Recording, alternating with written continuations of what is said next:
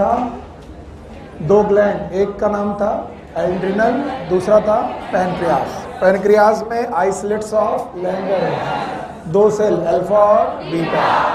Alpha cell से beta से insulin है। कौन है हाइपरग्लाइसीमिया? ग्लूकागॉन। कौन है हाइपोग्लाइसीमिया? इंसुलिन। पक्का? तो चलिए आज का टॉपिक है डायबिटीज मेलाइटस। जब तक आप इस डॉक्टरी पेशे में रहेंगे ये कभी खत्म नहीं होने वाला। आप आज पढ़ेंगे, आज से लेकर जब तक आप MBBS कर लेंगे, उसके बाद जब आप प्रैक्टिस में आएंगे तब तक ये कभी खत्म होने वाला नहीं है आपकी ज़िंदगी में। तो सही से समझिएगा और देखिए समस्या कहाँ है, वो समझने की कोशिश करिए। डायबिटीज़ मेलाइटस, जिसका लिटरल मतलब होता है स्वीट यूरिन, मीठा यूरिन। ओके, ये लैटिन वर्ड से या फिर लैटिन या फिर जो भी इंग्लिश वर्ड है, डायबिटीज मेलाइटस का मतलब होता है मीठा यूरिन। यूरिन मीठा क्यों हुआ? इसका कारण होता है यूरिन फॉर्मेशन में। बहुत ध्यान सुनिएगा। यूरिन मीठा क्यों हुआ, उसके लिए यूरिन फॉर्मेशन का जरा सा केवल आइडिया होना चाहिए आपको। आप जानते हैं यूरिन का फॉर्मेशन इन स्ट्रक्चर में होता है, इनका नाम है किडनी। पेन छोड़ दीजिए, क्योंकि आपकी बुक में डायबिटीज मेलाइटस 3 लाइनों में लिखा है, उतना तो मैं कभी भी पढ़ा सकता हूं, पर आपको इसको समझना है। होता यूं है कि जब भी किडनी के अंदर ब्लड आता है तो ब्लड जिस आर्टरी से आ रहा है उस आर्टरी का नाम है रीनल आर्टरी। रीनल मतलब किडनी, रीनल आर्टरी। आर्टरी में ब्लड आया, रीनल आर्टरी। और याद रखना, यहां से ब्लड वापस भी जाता है और जिस वेन से जाता है इसका नाम है रीनल वेन। बहुत आसान टॉपिक है। एक कौन सी आर्टरी बेटा? Renal artery. और बेटा लेके कौन गया? Renal vein. तो ब्लड आया किससे और गया किससे? और कहां छोड़ा गया? किडनी में। और किडनी में हुआ इसका फिल्टरेशन एंड यूरिन फॉर्मेशन। बोलो क्या हुआ? यानी किडनी में बना यूरिन, और यूरिन जो बना है वो बाहर आया, और बाहर आया बाई पेल्विस। बोलो किससे आया? और पेल्विस ने यहाँ पर बनाए यूरेटर। फिर से बोलो यूरेटर। और ऐसे 2 यूरेटर आए, एक राइट साइड से और एक लेफ्ट साइड, और दोनों यूरेटर पहुंचे ब्लैडर में। ब्लैडर का नाम है यूरिनरी ब्लैडर। और आगे की कहानी आपको मालूम है, यूरेथ्रा, और यूरेथ्रा से हो गया मैच्योरेशन। तो आप देखिए, ब्लड लेकर के आया क्या? रीनल आर्टरी लेकर के आई, ब्लड लेके कौन गया? और इस बीच में खेल हो गया। खेल कहाँ हुआ? किडनी में। किडनी में खेल कहाँ हुआ? वो ये जगह है, देख लो बहुत गौर से। इस जगह को हमने चौथी बार आज बनाया है। यस, इनका नाम बाउमेन कैप्सूल, इनका नाम PCT। PCT, ये लूप ऑफ हिल्ले, लूप ऑफ हिल्ले है। और ये क्या है? DCT। और ये कलेक्टिंग डक्ट, कलेक्टिंग डक्ट। और कलेक्टिंग डक्ट से जो निकलता है उसका नाम है यूरिन। इतनी सी कहानी है। तो बोलते हैं जो आर्टरी आ रही है वो यूरिन बनाती है यहाँ पर। तो सर आपने यहाँ क्यों नहीं दिखाया? ये स्ट्रक्चर छोटा हो जाएगा, मैंने इसको यहाँ बड़ा दिखाया। यानी जो ब्लड आया वो यहाँ पर आया, लाइक दिस, और यूरिन बन करके निकला लाइक दिस। तो होता क्या है, ये जो रीनल आर्टरी है, बोलो कौन?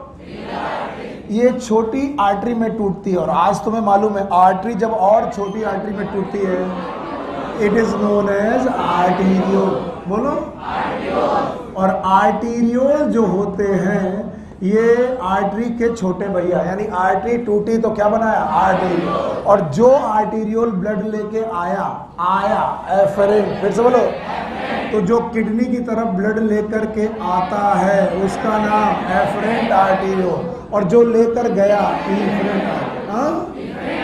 एफरेंट आर्टीरियोल लाया और इफरेंट आर्टीरियोल ब्लड लेकर गया, और इस दौरान यहाँ पर कैपिलरी नेटवर्क बना, नाम है ग्लोमेरुलस। फिर से बोलो ग्लोमेरुलस। बहुत आसान है, ग्लोमेरुलस। और glomerulus is nothing but capillary network of artery. तो कौन सी आर्टरी घुसी? रीनल आर्टरी के भैया का नाम रीनल आर्टेरियोल। क्या बनाया? Bowmen capsule. यस और नो? तो आर्टरी का छोटा भाई आर्टेरियोल, कहाँ गया? Bowmen capsule. तो जो ब्लड आ रहा है वो आर्टरी से कहाँ गया? आर्टेरियोल। और आर्टेरियोल में ये वाला एफरेंट और ये वाला इफरेंट। याद रखना, ये जो इफरेंट आर्टेरियोल है इसने इस पूरे के पूरे नेफ्रॉन के चारों तरफ, नेफ्रॉन के चारों तरफ आर्टरी नेटवर्क ही बनाया। कौन सा नेटवर्क? आर्टरी। और ये बेटा कहलाया वासा रेक्टम। फिर से बोलो। तो बताओ इसमें क्या भरा है? हाँ, इसमें क्या भरा है? ब्लड भरा है। तो ये सब ब्लड ही है भाई, जो पीला वाला पोर्शन है ये ब्लड है। लेकिन आप समझने की कोशिश करेंगे तो अच्छा लगेगा। बताइए, यहां से क्या आया? ब्लड। और वापस क्या गया? ब्लड। और यहां भी क्या आया? ब्लड, जो हो गया फिल्टर। बोलो क्या हुआ? फिल्टर। और तो भाई ब्लड जब फिल्टर हुआ तो कहां पर आया? टिब्यूल में। कहां आया? तो बाउमेन कैप्सूल से फिल्टर होने वाला ब्लड आया टिब्यूल में, और टिब्यूल से पहुंचा पीसीटी। बोलो पीसीटी से लूप ऑफ हेनले। बोलो क्या? लूप ऑफ हेनले से डीसीटी, और डीसीटी से कलेक्टिंग डक्ट, और बाहर निकला यूरिन। यानी ब्लड का ही एक हिस्सा किसमें कन्वर्ट होगा? यूरिन में। तो जो ब्लड में खराब चीजें हैं वो कहां चली जाती है? यूरिन। माइंडेड खराब चीजें, माइंडेड अच्छी चीजें की खराब चीजें? खराब चीज। लेकिन जब छनता है तो सब कुछ छन जाता है। याद रखना, ये भी रूल है। जिस समय पर फिल्टर हो रहा तो केवल खराब चीजें फिल्टर हो रही है, अच्छी भी फिल्टर हो रही, लेकिन यूरिन में क्या चलना चाहिए? खराब। तो भैया जो फिल्टर हो गया, सब अच्छी चीजें फिल्टर हो गई, तो यूरिन में अच्छी चीजें भी निकल जाएंगी। यस और नो? तो इस अच्छी चीजों का होता है रीएब्जॉर्प्शन। फिर से बोलो। तो जो छन गया है उससे अच्छी अच्छी चीजें निकाल रहे हैं हम लोग, रीएब्जॉर्प्शन कर रहे हैं। और किस में डाल रहे हैं? वासा रेक्टम। फिर से बोलो। तो बताओ, जो फिल्टर हुआ वो एक चीज की सारी चीज, लेकिन उनसे क्या किया गया? रीएब्जॉर्ब। सारी चीज की अच्छी चीज, खराब चीज छोड़ दी गई, और कहां निकल गई? यूरिन। पक्का? अब ये आर्टरी की कहानी समझ में नहीं आ रही है कि सर आर्टरी में ब्लड जो आया उसका कंटेंट क्या है। फिर से सुनो, ये कौन सी आर्टरी? Renal artery. कहां घुसी? क्या निकाला? Renal vein. क्या कर आया? Urine formation. कैसे किया? Efferent arteriole, efferent. तो जो कुछ भी ब्लड में है क्या वही यूरिन बनाएगा? उसका अच्छा कि खराब? अच्छा। क्या छीन लिया जाएगा? अच्छा। ब्लड में पहुंचा दिया जाएगा? Yes sir. इसका मतलब जो कुछ ब्लड में है पहले वो पता लगाए। आइए ब्लड में क्या है पता लगाए। और यहां पर आती है कल की स्टडी। अगर कल की स्टडी आपकी अच्छी है तो आज आप लोग डरने वाले नहीं हैं। याद रखना, हमारी आर्टरी में था ग्लूकोज। फिर से बोलो। और एक भैया थे ग्लूकागॉन। क्या नाम थे? और ग्लूकागॉन क्या करता है वो हम सबको मालूम है, याद है? बोलो, ग्लूकागॉन का काम क्या है? ये ब्लड में ग्लूकोज को बढ़ाता है। घटाएगा कि बढ़ाएगा? बढ़ाएगा। और 3 तरीके से बढ़ाएगा, याद है? यस। Number 1 gluconeogenesis. फिर से बोलो। और इसीलिए मैंने कहा था कि होमवर्क करके आना। मुझे पागल कुत्ते ने नहीं कहा था कि तुमको जबरदस्ती परेशान करे। What is gluconeogenesis? Formation of glucose from carbohydrate source. तो बताओ, ग्लूकोजेनेसिस से ग्लूकोज बना? कहाँ बना? ब्लड में। बना कहीं भी हो, कहाँ छोड़ा गया? ब्लड में। ब्लड में ग्लूकोज घटा कि बढ़ गया? बढ़ गया। दूसरा काम इनको करना आता है, दैट इज नोन एज ग्लाइकोजीनोलिसिस। फिर से बोलो। तो बताओ, लिसिस मतलब टूटना। किसका? ग्लाइकोजन। ग्लाइकोजन का टूटना। ये कहाँ हुआ? लिवर में। फिर से बोलो। तो लिवर में ग्लाइकोजन टूटा, और ग्लाइकोजन से क्या बना? ग्लूकोज। और कहाँ छोड़ा गया? ब्लड में। ग्लूकोज घटा कि बढ़ गया? बढ़ गया। पहला स्टेप ग्लूकोनियोजेनेसिस। दूसरा ग्लाइकोजीनोलिसिस। दोनों ने ग्लूकोज घटाया कि बढ़ाया? बढ़ाया। और जो ग्लूकोज बढ़ा है वो कह रहा मुझे सेल में जाने दो, मुझे सेल में जाने दो, मैं इतना सारा पैदा हुआ, मुझे सेल में जाने दो। ग्लूकागॉन ने कहा नहीं, हम सेलुलर अपटेक बढ़ाएंगे कि घटाएंगे? तो बताओ, सेलुलर अपटेक, सेल में अपटेक बढ़ा कि घट गया? घट गया। और ये किसने किया? ग्लूकागॉन। इसका मतलब हर हाल में ग्लूकोज कहां पर छोड़ दिया गया? ब्लड में। बहुत आसान। कहां छोड़ा गया? तो ब्लड में ग्लूकोज घटा कि बढ़ गया? 3 तरीके हैं बढ़ाने के। एक तो ग्लूकोनियोजेनेसिस, ग्लाइकोजीनोलिसिस। ग्लूकोज घटा कि बढ़ा? और ये जो ग्लूकोज बढ़ा है इसको सेल में जाने दिया? नहीं जाने दिया। और नहीं जाने दिया तो ग्लूकोज यहां पर बढ़ने लगा। तभी कूदे मैदान में इंसुलिन। इंसुलिन ने कहा कि हम भी हैं मैदान में। तो हमने पूछा, इंसुलिन तुम क्या कर सकते हो? बोले, हर वो काम जो ग्लूकागॉन करता है मैं उसका उल्टा कर सकता हूं। उल्टा करूंगा? तो बताओ, मैं ग्लूकोज को ब्लड से कहां भेजूंगा? सेल। तो सेलुलर अपटेक बढ़ा कि घट गया? बढ़ गया, क्योंकि यहाँ चैनल है GLUT4। नाम सुना है? तो GLUT4 चैनल किसने खोले? इंसुलिन ने। तो इंसुलिन ब्लड में रुका कि कहाँ जाने लगा? सेल में जाने लगा। और बोले कि सर मैं करूंगा ग्लूकोज से ग्लाइकोजन का निर्माण। किसका नाम है?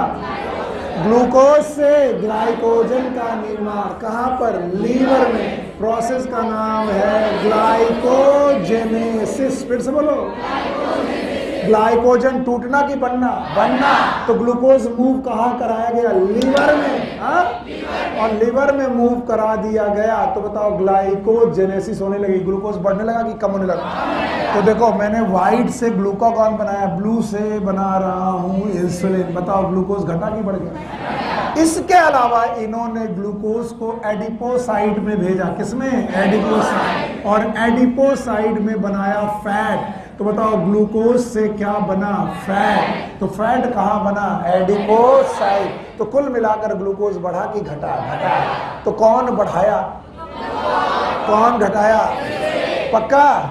और इसका एक एवरेज आया। क्या आया? एवरेज। एन एवरेज आया 110 से 120 milligram, not the gram, milligram पर 100 ml। फिर से बोलो, पर 100। यानी 110 से 120 मिलीग्राम पर 100 ml। ये आई शुगर। शुगर ये नॉर्मल शुगर कंटेंट है। कैसी? नॉर्मल। अभी डायबिटीज चालू नहीं हुआ, अभी तो नॉर्मल चीज है। अब क्या होता है? अब सर होता यूं है कि इंसुलिन कम हो गई। क्या कम हो गई? इंसुलिन। इंसुलिन का फॉर्मेशन कम हो गया। और इंसुलिन अगर कम हो गई तो किसमें दिक्कत है? Beta cell. फिर से बोलो, या फिर इंसुलिन के रिसेप्टर में। किसमें? इंसुलिन के receptor, that is known as GLUT4। तो इंसुलिन बढ़ी कि कम हो गई? अब मेरी मदद करो। इंसुलिन, अगर इंसुलिन कम हो गई तो सेलुलर अपटेक, एडिपोसाइट में जाना कम हो गया, ग्लाइकोजेनेसिस कम हो गई। लेकिन कौन कम नहीं हुआ? ग्लूकागॉन। मान लीजिए 10 यूनिट ग्लूकागॉन थे और 10 यूनिट इंसुलिन थे, तो क्या बनाता है? इक्विलिब्रियम। ये 10 ही रहे और ये पहुंच गए 4। तो बताओ अब कौन ज्यादा हुआ? तो ग्लूकागॉन बढ़ा कि उतना ही रहा? ग्लूकागॉन बढ़ा नहीं, इंसुलिन कम हो गया। और इंसुलिन के रेस्पेक्ट में ग्लूकागॉन की एक्टिविटी बढ़ गई। अगर बढ़ गई तो बताओ किसका काम बढ़ गया? ग्लूकागॉन। और ग्लूकागॉन का काम बढ़ गया तो बताओ ग्लाइकोजीनोलिसिस बढ़ गए। सॉरी, ग्लाइकोजीनोलिसिस बढ़ गई, ग्लूकोनियोजेनेसिस बढ़ गई, ग्लाइकोजेनेसिस कम हो गई, लाइपोजेनेसिस कम हो गई, सेलुलर अपटेक कम हो गया। असर क्या पड़ा? ब्लड में ग्लूकोज का लेवल बढ़ा के घट गया। और जब ये बढ़कर पहुंच गया 180 मिलीग्राम पर 100 ml से ज्यादा, याद रखना, जब ये पहुंच गया 180 मिलीग्राम पर 100 ml से ज्यादा, तब ये बेटा इस आर्टरी में पहुंचा। ये देखो, ये आर्टरी में पहुंचा। कौन सी आर्टरी? कहां पर पहुंचा? किडनी में। किडनी में फिल्टर हो गया, तो बताओ किडनी में फिल्टर हुआ कम कि ज्यादा? ज्यादा। और ज्यादा फिल्टर हुआ इसका मतलब 180 मिलीग्राम पर ml से ज्यादा था, तो फिल्टर हो गया। और फिल्टर होने के बाद इसका रीअब्जॉर्ब ज्यादा हुआ कि कम? कम। फिर बोलो, क्योंकि कम रीअब्जॉर्प्शन के लिए कारण है ग्लूटाथोन। बोलो क्या? ग्लूटाथोन। और ग्लूटाथोन अगेन इंसुलिन की प्रेजेंस में कम होते हैं। तो आपको मालूम है बेटा, यह ग्लूकोज जो था ये ब्लड में आया कि यूरिन में चला गया? यूरिन में। अगर यूरिन में ग्लूकोज चला गया तो बताओ यूरिन मीठी हो गई? Yes sir. इसका नाम है डायबिटीज मेलाइटस। नहीं आया सर? सर आपने चख के देखी? नहीं, चख के नहीं देखी, लेकिन हमें मालूम है ग्लूकोज कैसा स्वाद में होता है? मीठा। अगर मीठा होता है तो जब ये बेटा यूरिन में आएगा तो बताओ डायबिटीज मेलाइटस। अब कोई इतनी बड़ी कहानी से मुझे बताए कि डायबिटीज मेलाइटस का मेन कारण क्या है? इंसुलिन का कम होगा। जब इंसुलिन कम होगी तो ब्लड में क्या होगा? हाइपरग्लाइसीमिया। फिर से बोलो। तो पहला सिम्टम है हाइपरग्लाइसीमिया और दूसरा सिम्टम है ग्लाइकोसूरिया। बोलो क्या? ग्लाइकोसूरिया। याद आया? मैंने यूरिया का मतलब क्या? जब रिया होगा रिलेटेड विथ यूरिन और मिया होगा तो ब्लड। तो बताओ एक ब्लड में ग्लूकोज बढ़ा तो यूरिन में ग्लूकोज पास हुआ and that is known as glycosuria. फिर से बोलो। तो बताओ ग्लाइकोसूरिया का मतलब क्या हुआ? ग्लूकोज कहां से निकला? यूरिन से। और हाइपरग्लाइसीमिया की वजह से, सुनो, हाइपरग्लाइसीमिया की वजह से ब्लड में बनने लगी कीटोन बॉडी। बोलो क्या? तो बताओ कीटोन बॉडी टॉक्सिक होती हैं? Yes sir. और इस कीटोन बॉडी बनने की वजह से आपको तरह तरह की बीमारी होने लगी। तो बताओ डायबिटीज अकेली बीमारी है जो आपके हर ऑर्गन सिस्टम को बर्बाद कर सकती है। क्या बोला? आपकी नर्व को, आपकी आंख को, आपके पेट को, आपके पैर को, हर अंग को बर्बाद कर सकती है, क्योंकि ब्लड हर जगह जाता है। और जिस दिन तुम एमबीबीएस के 3rd ईयर और 4th ईयर में होगे तब तुम्हें पता चलेगा कि डायबिटीज कितनी बड़ी बीमारी है और हर दूसरे घर में आज ये बीमारी है। कई लोग बोलेंगे सर लिखाया तो बहुत अच्छा लेकिन समझ में कुछ नहीं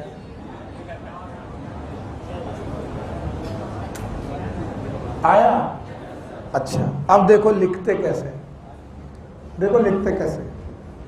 ग्लूकागॉन की सेहत पे कुछ फर्क पड़ा कि नहीं पड़ा? तो बताओ इंसुलिन की सेहत पे। इंसुलिन की सेहत क्या हो गई? कम। अगर इंसुलिन कम हो गई तो क्या क्या कम हुआ?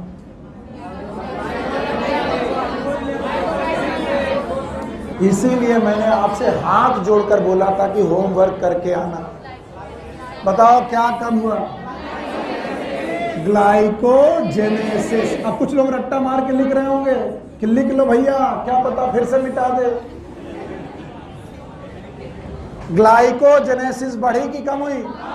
And what is glycogenesis? Glucose का ग्लाइकोजन में बनना कम हुआ कि ज्यादा? कम। तो ग्लाइकोजन बना कम, तो ग्लूकोज यूज हुआ कम, तो ग्लूकोज घटा कि बढ़ गया? बढ़ गया। ग्लाइकोजेनेसिस हो गई कम। यस और नो? No sir. याद रखना लाइपोजेनेसिस हो गई कम, लाइपोजेनेसिस भी हो गई कम और सेलुलर अपटेक भी हो गया कम। तो सेलुलर अपटेक कम हो गया तो सेल में ग्लूकोज गई कम, तो कहाँ रह गई? ब्लड। बताओ ब्लड में ग्लूकोज घटी कि बढ़ गई? बढ़ते बढ़ते जब ये 180 मिलीग्राम पर 100 ml से ज्यादा हुई तो कहाँ आई? किडनी में। फिर से बोलो। और किडनी में आने के बाद ये पास हो गई कहाँ पर? यूरिन में। और यूरिन में अगर ग्लूकोज पास होने लगा, ये बीमारी का नाम डायबिटीज मेलाइटस। फिर से बोलो।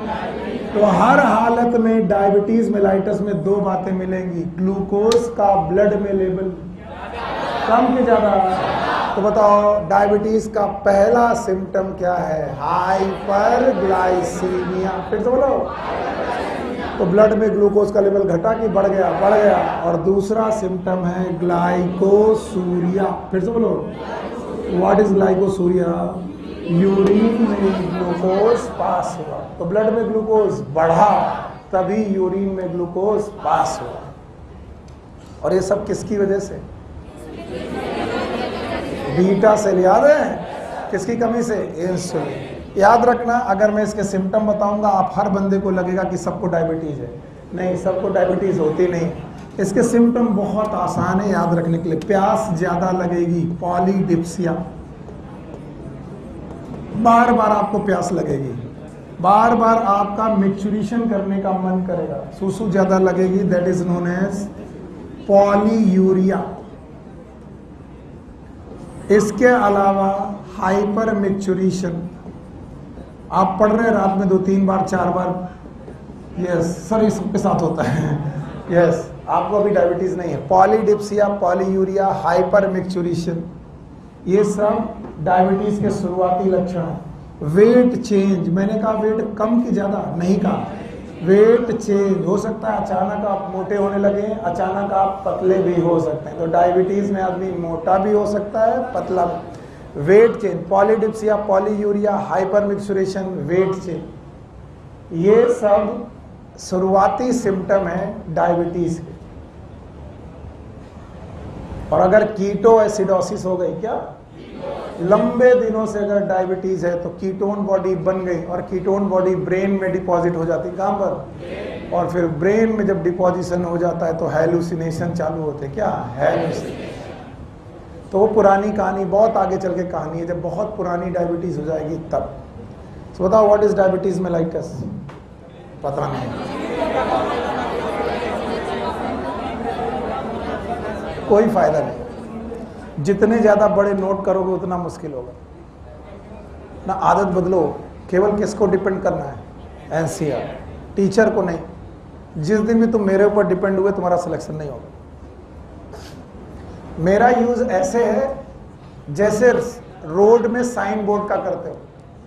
साइन बोर्ड में लिखा रहता है कानपुर 28 किलोमीटर, इसके बाद साइन बोर्ड के साथ चिपक गया, हाय मेरे साइन बोर्ड, तुमने मुझे बताया है, अब मैं तुम्हें नहीं छोड़ता। ये केवल साइन बोर्ड है, बताते हैं कहाँ जाना है। तो मैं हूं एक साइन बोर्ड, मैं तुम्हें बताऊंगा कहाँ जाना है। ठीक है? कहाँ जाना है, बात सुनोगे? नहीं, नहीं सुनोगे, मत सुनो। हमारा क्या होगा? साइन बोर्ड का काम है रास्ता बताना। कानपुर जाने के बजाय तुम कब्रिस्तान जाओ, हमारा क्या जाता है? सी, डायबिटीज मेलाइटस की थ्रेशोल्ड वैल्यू है 180। बोलो, अगर ब्लड में 180 मिलीग्राम पर 100 ml से ज्यादा हुआ, अब ये ब्लड में बचेगा कि यूरिन में? यूरिन में। और यूरिन, तुम परेशान मत हो, एकदम डोंट बी सीरियस, ठीक है? आराम से सुनो और घबराओ मत, ठीक है? अब बताओ डायबिटीज मेलाइटस समझे? डायबिटीज मेलाइटस 5 मिनट ज्यादा पढ़ा रहा हूं, ये एकदम ज्यादा लिख के काट देना, लिख के। लेकिन इसका एक पॉइंट बायोटेक्नोलॉजी में दिया गया, किसमें? बायोटेक्नोलॉजी। और इस वजह से ये एनसीईआरटी का ही पार्ट है, लेकिन यहाँ नहीं, बायोटेक्नोलॉजी के चैप्टर नंबर 2। क्या वहां इंसुलिन है? No sir. तो बायोटेक्नोलॉजी पार्ट में एक छोटा सा पार्ट दिया है, इस वजह से मैं पढ़ा रहा हूं। DM, what is DM? Diabetes mellitus are of 2 type. कितने प्रकार की? 2। एक है टाइप 1, फिर से बोलो, और एक है टाइप 2। बोलो क्या? टाइप 2। बताओ, ये दोनों बातें दी गई हैं बायोटेक्नोलॉजी में, यहां नहीं दिया है। बोलो, डायबिटीज मेलाइटस कितने प्रकार की? एक कौन? टाइप 1, दूसरा टाइप 2। जो बच्चों को होती है डायबिटीज मेलाइटस, जो बचपन में आपको डायबिटीज मेलाइटस होती है, उसे बोलते हैं type 1, juvenile onset diabetes mellitus. Juvenile onset diabetes mellitus, it is known as type 1 diabetes mellitus, and the type 2 diabetes mellitus is adult onset diabetes mellitus.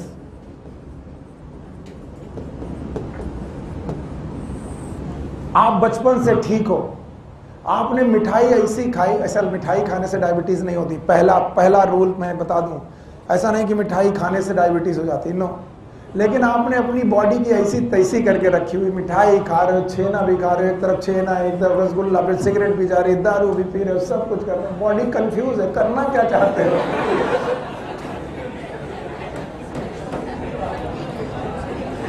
अक्सर मैंने देखा है बदनाम की चाय में एक तरफ से चाय, दूसरी तरफ से सिगरेट, और चार लोगों के साथ बात। अच्छा तुम्हारा एडमिशन नहीं हो रहा? कौन नहीं करा? सुनील सर। कितने रुपए में? 3000 में।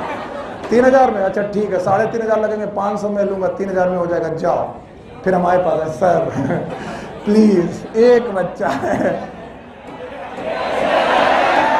नहीं राजन नहीं,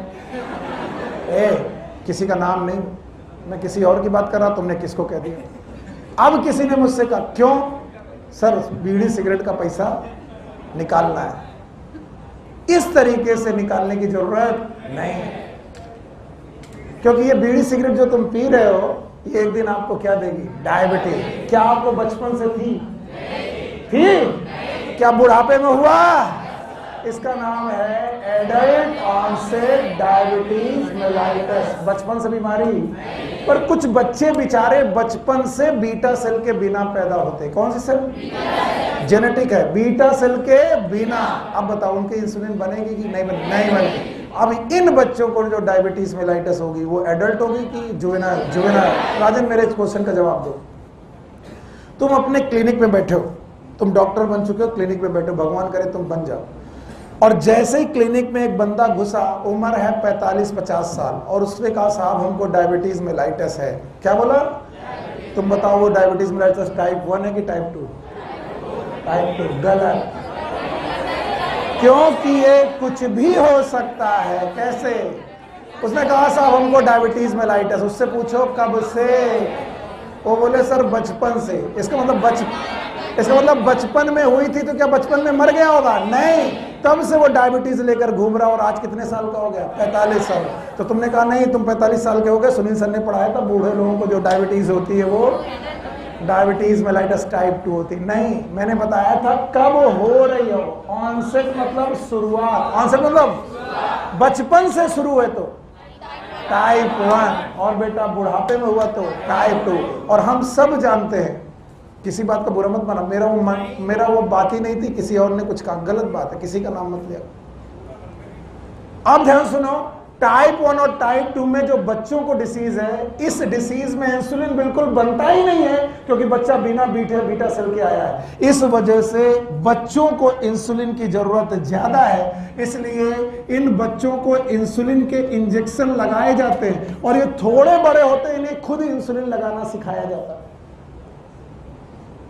इसलिए इस बीमारी का नाम है IDDM। माफ करना मैंने ज्यादा पढ़ाया है, इंसुलिन डिपेंडेंट डायबिटीज मेलाइटस। फिर से बोलो,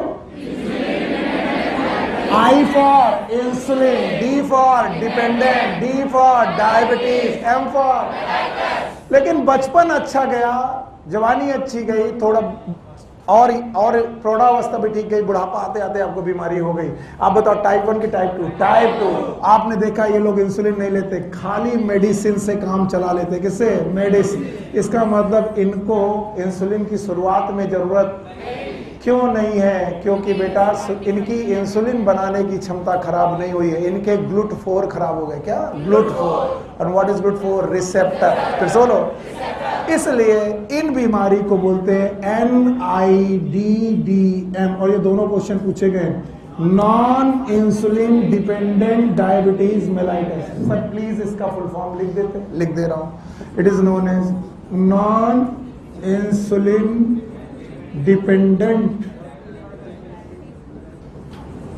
डायबिटीज मेलाइटस। बुलाओ इसका नाम, इंसुलिन डिपेंडेंट डायबिटीज मेलाइटस। और एक बात सुन लो, चाहे टाइप 1 हो और चाहे टाइप 2 हो, जब भी पुराना हो जाएगा, जब भी, हर हाल में अंत में इंसुलिन ही देना पड़ेगा। यानी इन दोनों को अंत में इंसुलिन ही देना पड़ेगा, लेकिन शुरुआत में टाइप 2 को इंसुलिन की जरूरत नहीं है।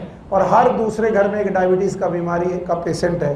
तुमने देखा होगा कुछ लोग बिना इंसुलिन के बहुत अच्छे से जी रहे, केवल गोलियां खा के। Yes, that is known as type 2। What is type 2? Adult onset diabetes mellitus. और ये मैंने अपनी डॉक्टरी का ज्ञान नहीं झाड़ा है, जस्ट बिकॉज इन दोनों की जरूरत किस चैप्टर में पड़ेगी, बायोटेक्नोलॉजी। तब मैं पूछूंगा, आप बता देना, बता दोगे? बताओ डायबिटीज मेलाइटस कितने प्रकार की? 2। नंबर 1। दूसरा जो बच्चों को हो जाए, जो बूढ़ों को हो, टाइप 2। बचपन अच्छा गया, बुढ़ापे में हुआ, टाइप 2। किसमें इंसुलिन शुरू से जरूरी है?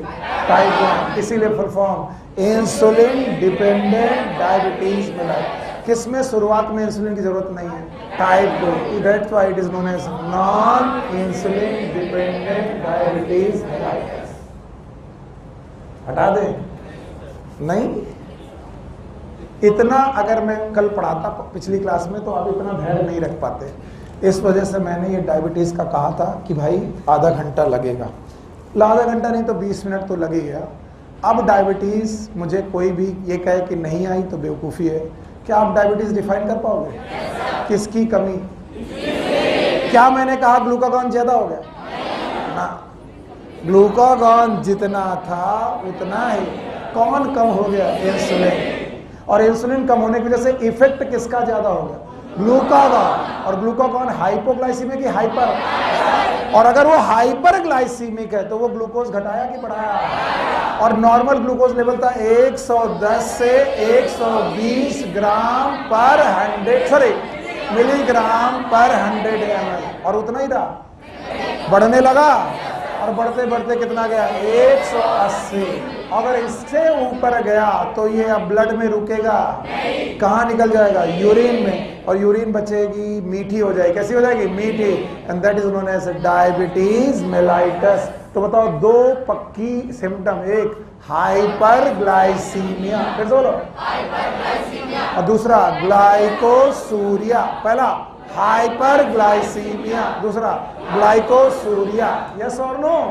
तो यूरिन में ग्लूकोज आना, ग्लाइकोसूरिया, और ब्लड में ग्लूकोज बढ़ना, हाइपरग्लाइसीमिया। हाइपरग्लाइसीमिया। और इनके 4 सिम्टम है: प्यास, यूरिन, मैच्योरेशन बनेगा, कीटोन बॉडी बनेगी, और होगा कीटो एसिडोसिस। फिर से बोलो, कीटोन बॉडी ज्यादा बनने की वजह से आपको होगा कीटो एसिडोसिस। और 4 लाइनें लिखी हैं आपकी बुक में, प्लीज उन्हें अंडरलाइन कर लें अगर कुछ भी ना समझ में आए। ज्यादा पढ़ाने के बाद सबसे ज्यादा डर किस बात का है जानते हो? कि इंसुलिन तो समझ, ये जो इसमें लिखा है वो समझ में आया कि नहीं। 4 लाइनें हैं, page number 338। Prolonged hyperglycaemia lead to complex disorder.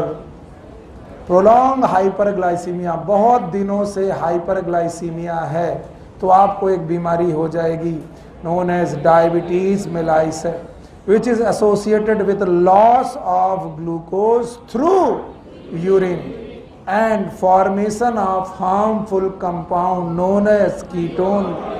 Diabetic patients are successfully treated with insulin therapy. 4 लाइनों को चक्कर में मुझे इतना पढ़ाना पड़ा ये समझाने के लिए कि ग्लूकोज यूरिन में कैसे पास होगा, और अगर ग्लूकोज ब्लड में बढ़ा तो क्या करेगा कि हाइपरग्लाइसीमिया होगी, और हाइपरग्लाइसीमिया से बनेंगे फैट। बोलो क्या? फैट से बनेंगे कीटोन बॉडी। फिर से बोलो, कीटोन बॉडी। तो कीटोन बॉडी घटेंगे कि बढ़ जाएंगे? बढ़ जाएंगे। अब हटा है। हाँ, दोनों टाइप के कैसे हो सकता है? शुरुआत तो एक ही बार हो सकती है। It is onset. मुझे तो लगता है तुम्हारी बायोलॉजी खराब नहीं है, तुम्हारी अंग्रेजी खराब है। शुरुआत तो एक बार हो गई। अगर बचपन में शुरुआत हो गई तो अब बुढ़ापे में कैसे होगी? एक बचपन से ऐसा नहीं होता, ऐसा नहीं होता। उसी डायबिटीज मेलाइटस को ही हम लोग टाइप 1 मानेंगे। फिर कैसे डिफरेंशिएट करोगे कि अब दोबारा हुई? हाउ विल यू डिफरेंशिएट कि डायबिटीज में जो शुगर बढ़ी है अब टाइप 2 से हुई? जैसे एक सेंटेंस होता है, एक बुढ़िया बचपन में मर गई, सुनने में अच्छा लगता है पर इट इज इनकम्प्लीट सेंटेंस। एक बुढ़िया अपने बचपन में मर गई।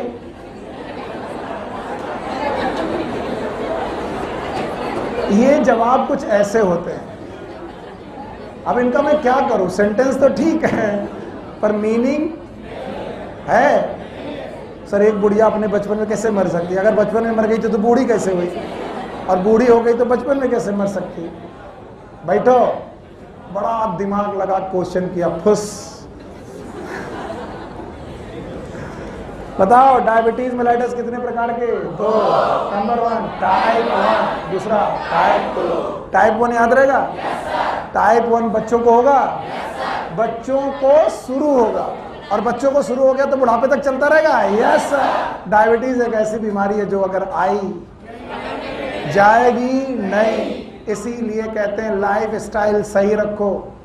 लाइफ स्टाइल में जब भी, these are known as life style disorders, obesity, diabetes mellitus, these are life style disorder. अगर आपने लाइफ स्टाइल सही नहीं रखी, याद रखना, लाइफ स्टाइल का मतलब होता है खान पान। बोला सर इसीलिए मैं स्टाइल से रहता हूं।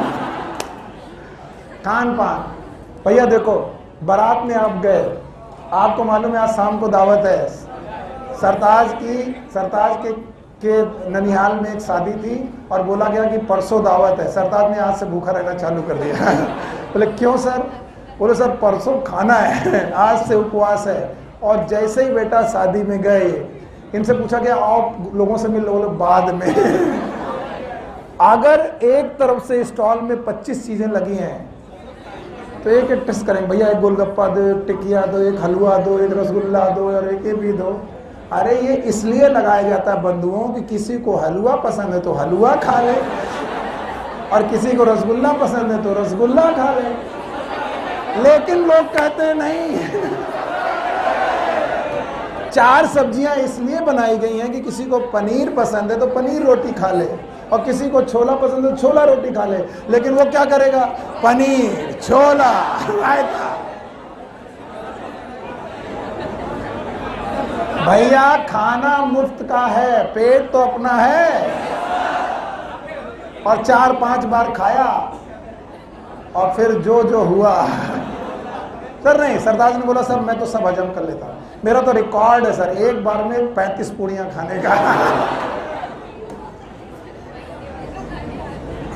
हमारे नवोदय में चलता था, नवोदय के कुछ ना कुछ तो होंगे, फिर पूछूंगा, लोग बोले बड़ा कुछ तो। हमारे नवोदय में मेस में जिस दिन पूड़ियां बनती थी उस दिन सेंचुरी रिकॉर्ड होता था। ये हम लोगों ने किया था। एक पूड़ी मतलब 10 रन, एक पूड़ी मतलब 10 रन बनाए हमने। तो हम लोग पूछे थे जिस दिन पूड़ियां बनी कितना रन बना के आ रहा है? बोले 250।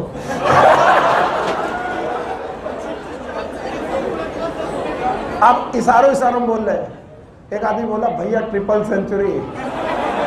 कितनी पूड़ी?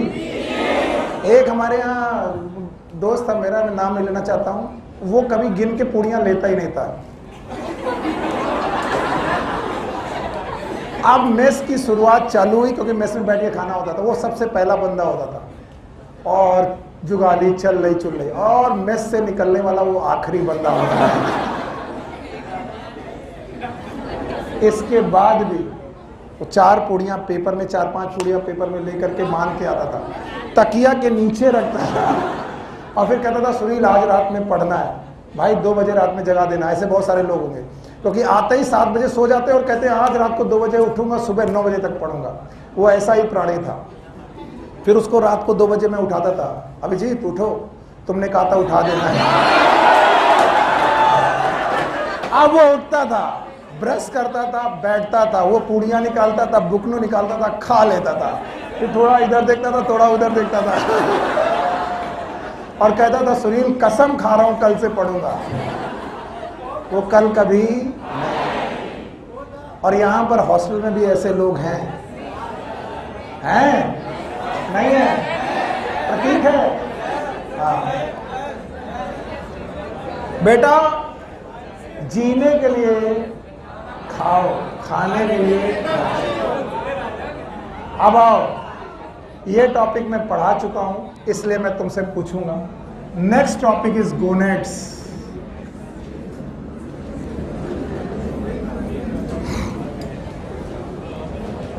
Gonads, they behave endocrine glands। ये एंडोक्राइन ग्लैंड्स की तरह बिहेव करते हैं। याद रखना, दो तरीके के गोनेट्स हैं, मेल और फीमेल में अलग। मेल में है टेस्टिस और फीमेल में है ओवरी। मुझे बहुत अच्छी तरीके से मालूम है कि बहुत सारे लोगों ने ह्यूमन रिप्रोडक्शन मेरे से नहीं पढ़ा और वो लोगों ने बहुत देर से एडमिशन लिया। आज आपको इसका एक शॉर्ट फास्ट रिवीजन मिल सकता है 10 मिनट के अंदर अगर आप सही ढंग से पढ़े। बताओ, गोनेट्स में दो लोग, एक कौन? टेस्टिस, दूसरा ओवरी। तो दोनों के दोनों लोग एक्ट कर सकते हैं लाइका टेस्टिस। याद रखना, मेल रिप्रोडक्टिव ऑर्गन है, स्क्रोटल सैक में पड़ा है, outside the abdominal cavity, temperature 2 से 2.5 डिग्री कम। पक्का? जब आप टेस्टिस को देखोगे तो इसके चारों तरफ कनेक्टिव टिश्यूज हैं, these are known as tunica vaginalis, और इसकी अपनी लेयर है ट्यूनिका एल्बुजिनिया। ट्यूनिका वेजिनैलिस और ट्यूनिका, याद है? और इसके अपने टेस्टिस के अंदर, चुप रहो, टेस्टिस के अंदर चित्रांश खड़े हो, कितने कंपार्टमेंट है? They have the 250 compartment. क्या 250 यहाँ पर चैम्बर हैं? They are known as testicular lobe. बोलो, बैठ जाओ। They are known as testicular lobule. मेरे को जल्दी जल्दी से बताते जाओ और आगे बढ़ते जाओ। टेस्टिकुलर लोब्यूल का नंबर लगभग कितना? 250। हर टेस्टिकुलर लोब्यूल के अंदर 1 से 3 क्या है? Seminiferous tubule. फिर से बोलो, they are known as seminiferous tubule. देखो, मैं इस सेमिनिफेरस ट्यूब्यूल का एक बड़ा डायग्राम आपके सामने बनाता हूं। पीला है, पीले से बना रहा हूं। Tube like structure, this is a tube like structure.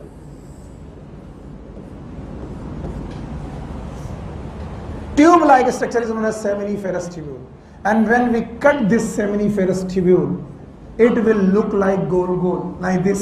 ये लुकेगा, ये दिखाई पड़ेगा, ये कट सेक्शन में दिखेगा, और कट सेक्शन में ये दिखेगा, सेल दिखेगा कि ट्यूब्यूल।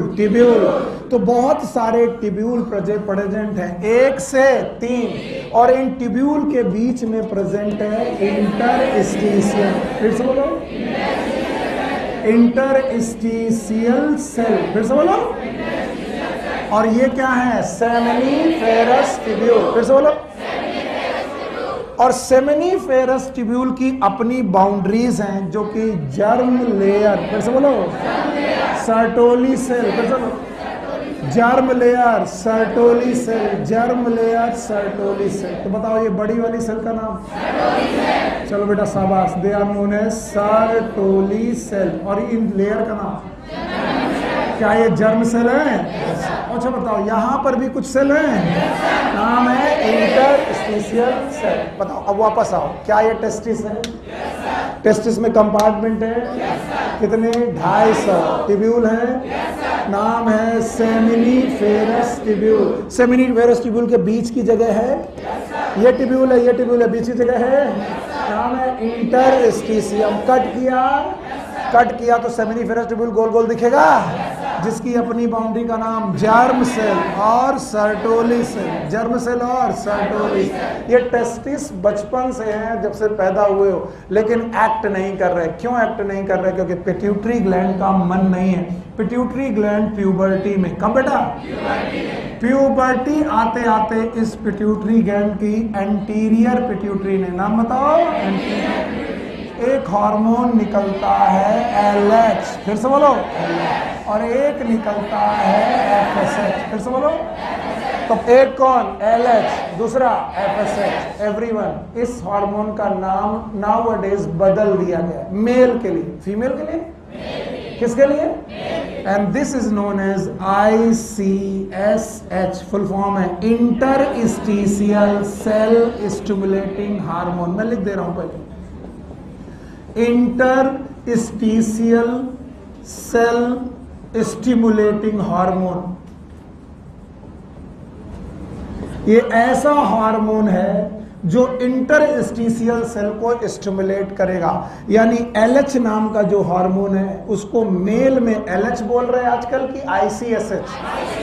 तो अगर ऑप्शन में ये हो कि कौन सा हार्मोन टेस्टिस के लिए उपयोग होता है, LH, ICHS, both, none, both लगा देना। अगर लिखा हो कौन सा हार्मोन बेटा यूज हो रहा है, LH, FSH, सॉरी LH नहीं दिया गया, FSH, एस्ट्रोजन, प्रोजेस्टेरोन, नन, और एक दिया ICSH, बोलो क्या ICS, तो which one is better? ICSH। What is full form of ICSS?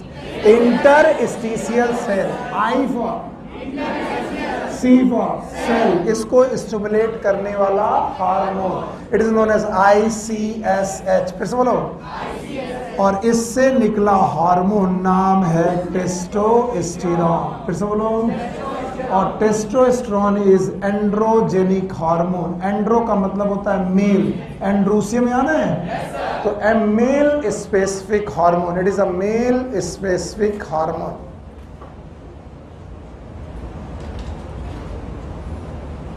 इतना बता पाओगे? क्योंकि ये जगह मुझे खाली चाहिए, बता पाओगे? चलो बताओ, मैं क्या पढ़ा रहा हूं? टेस्टिस के अपने कितने लोब्यूल? 250 है। अंदर पहुंचे कंपार्टमेंट हैं, कितने कंपार्टमेंट? 250। उनके अंदर ट्यूब्यूल हैं, ट्यूब्यूल का नाम सेमिनिफेरस ट्यूब्यूल। क्या ये ट्यूब लाइक सेमिनिफेरस ट्यूब्यूल है? सेमिनिफेरस ट्यूब्यूल की अपनी कौन सी सेल है? जर्म से और सर्टोली से। क्या ट्यूब्यूल के बीच बीच में इंटरस्टिशियल सेल है? इंटरस्टिशियल सेल में बेटा एक्ट कर रहा है कौन सा हार्मोन? LH। फिर से बोलो, और LH जब काम कर रहा है तो LH का दूसरा नाम ICSH। What is ICSH? Interstitial. तो बताओ कितने हार्मोन? एक FSH और एक LH, इसी का नाम ICSH। ये किस पे एक्ट किया? These are the interstitial cell, also known as Leydig cell। फिर से बोलो, Leydig cell। और Leydig cell पे काम करने के बाद एक हार्मोन निकला, बोलो टेस्टोस्टेरोन। अब आप बोलेंगे टेस्टोस्टेरोन का फंक्शन क्या है? मैं रटवाने पे विश्वास नहीं रखता, इसलिए मैं फंक्शन आपको दिखा रहा हूं। दिखाने के बाद आप बताइएगा फंक्शन क्या है। बताइए, सारे सेमिनिफेरस ट्यूब्यूल एक जगह मिलते हैं, टेस्टिस का नाम रेटी टेस्टिस। फिर से बोलो, रेटी टेस्टिस आगे बढ़ता है वासा इफ्रेंसिया। फिर से बोलो, thank you very much. Vasa efferentia, पक्का? वासा इफ्रेंसिया जाकर के एपिडिडाइमिस। फिर से बोलो, एपिडिडाइमिस। और एपिडिडाइमिस का वासा डिफरेंस, ये कौन है? ये एपिडिडाइमिस। फिर से बोलो, एपिडिडाइमिस। और ये वाला वासा डिफरेंस। फिर से बोलो, वासा डिफरेंस। और वासा डिफरेंस बेटा गई आपके एब्डोमेन में गई, तो दोनों तरफ की वासा डिफरेंसिया आई। एक तरफ की, दोनों, और दोनों तरफ की वासा डिफरेंसिया जब जुड़ी तो यहाँ था सेमाइनल वेसाइकल। फिर से बोलो, इट इज सेमाइनल वेसाइकल। और सेमाइनल वेसाइकल के साथ मिलकर इन्होंने कॉमन ओपनिंग बनाई, इजैकुलेटरी डक्ट। फिर से बोलो, और इजैकुलेटरी डक्ट से बना यूरेथ्रा। फिर से बोलो, यूरेथ्रा। यूरेथ्रा के पहले बॉर्डर में, शुरुआती बॉर्डर में है प्रोस्टेट। फिर से बोलो, बाद में है बेटा पेनिस। बोलो, क्या है? पेनिस। और यूरेथ्रा बाहर ओपन हुआ। यस और नो? यस। सर आपने इतना सब क्यों पढ़ाया? क्योंकि बोला जाता है टेस्टोस्टेरोन इन सारे ऑर्गन के डेवलपमेंट में हेल्प करता है। It help in the development of all these organ. तो आप एनसीईआरटी में चाहो तो अंडरलाइन कर लो, चाहो तो मेरे साथ सीखो। बोलो, किसका किसका डेवलपमेंट? बोलो, एपिडिडाइमिस। फिर से बोलो, का डेवलपमेंट कौन करेगा? टेस्टोस्टेरोन। और बोलो, वासा डिफरेंसिया। और बोलो, सेमाइनल वेसाइकल। और बोलो, इजैकुलेटरी डक्ट। और बोलो, प्रोस्टेट। फिर से बोलो, और बोलो, यूरेथ्रा। और बोलो, यूरेथ्रा। तो आप अपनी बुक में अंडरलाइन कर लो कि टेस्टोस्टेरोन किस किस ऑर्गन के फंक्शन में हेल्प करता है। रट्टा मारेंगे? मारेंगे? नहीं मारेंगे। बताओ कौन कौन से हार्मोन? मजा नहीं आया। बोलो, epididymis, vasa differentia, seminal vesicle, prostate gland, urethra. नहीं आया? इन सारे ऑर्गन के डेवलपमेंट में ये हेल्प करने वाला है कौन? Testosterone. It is one function only, ऐसे बहुत सारे फंक्शन इसको करने। अभी नहीं आया? दूसरा याद रखना, यही testosterone, the same testosterone along with FSH, बोलो किसके साथ? एफएसएच। कहां से निकला है? मजा नहीं आया? कहां से निकला है? Leydig cells. कौन निकला है? कहां से निकला है? पिट्यूटरी से। याद है? टेस्टोस्टेरोन और एफएसएच मिलकर, टेस्टोस्टेरोन और एफएसएच मिलकर, याद रखना, ये दोनों गए हैं बेटा किसमें? Seminiferous tubule. फिर से बोलो। और क्या बनाना चालू किया? स्पर्म। तो बताओ स्पर्म का काउंट, बोलो क्या? स्पर्म का काउंट कौन बढ़ाता है? टेस्टोस्टेरोन। फिर से बोलो, टेस्टोस्टेरोन। स्पर्म की मॉर्फोलॉजी बेटर कौन करता है? टेस्टोस्टेरोन। तो इस प्रोसेस का नाम है स्पर्मेटोजेनेसिस। फिर से बोलो, स्पर्मेटोजेनेसिस। मुझे मालूम है इतना ज्यादा गड़बड़ हो जाएगा, मैं लिखता रहूंगा कि आप लोग इसे संभाल नहीं पाए, इसलिए जो मैं पूछूं उसको चार्ट में तब्दील करो, और चार्ट में तब्दील करके रट्टा मार के घोट लेना है। रट्टा मारोगे? नहीं बेटा, याद करो चार्ट में आपको क्या क्या लिखना है, अपने मन से लिखो, मैं नहीं लिख रहा हूं। बताओ कौन कौन से ऑर्गन का डेवलपमेंट? क्या आपको मालूम है रिप्रोडक्टिव ऑर्गन? बताओ कौन कौन से रिप्रोडक्टिव ऑर्गन है? अब मैं लिख रहा हूं, बोलो कौन? एपिडिडाइमिस, चाहे कितना भी। एपिडिडाइमिस। दूसरा वासा डिफरेंस, और भाई मुझे तो नहीं समझ में आ रहा, सेमाइनल वेसिकल, और बोलो प्रोस्टेट ग्लैंड। यस और नो? प्रोस्टेट ग्लैंड के अलावा यूरेथ्रा। इन सब का डेवलपमेंट कौन करेगा? टेस्टोस्टेरोन। पहला काम। दूसरा काम है स्पर्मेटोजेनेसिस, और स्पर्मेटोजेनेसिस का मतलब है स्पर्म काउंट बढ़ाना, और इसलिए बढ़ जाएगी फर्टिलिटी। बोलो क्या? फर्टिलिटी का क्राइटेरिया है स्पर्म काउंट और स्पर्म मॉर्फोलॉजी। स्पर्म काउंट और स्पर्म मॉर्फोलॉजी। सौरभ खड़े हो। कितना % स्पर्म की मॉर्फोलॉजी ठीक होनी चाहिए, मोटिलिटी ठीक होनी चाहिए? 60% मॉर्फोलॉजी, और विगरस मोटालिटी 40। काउंट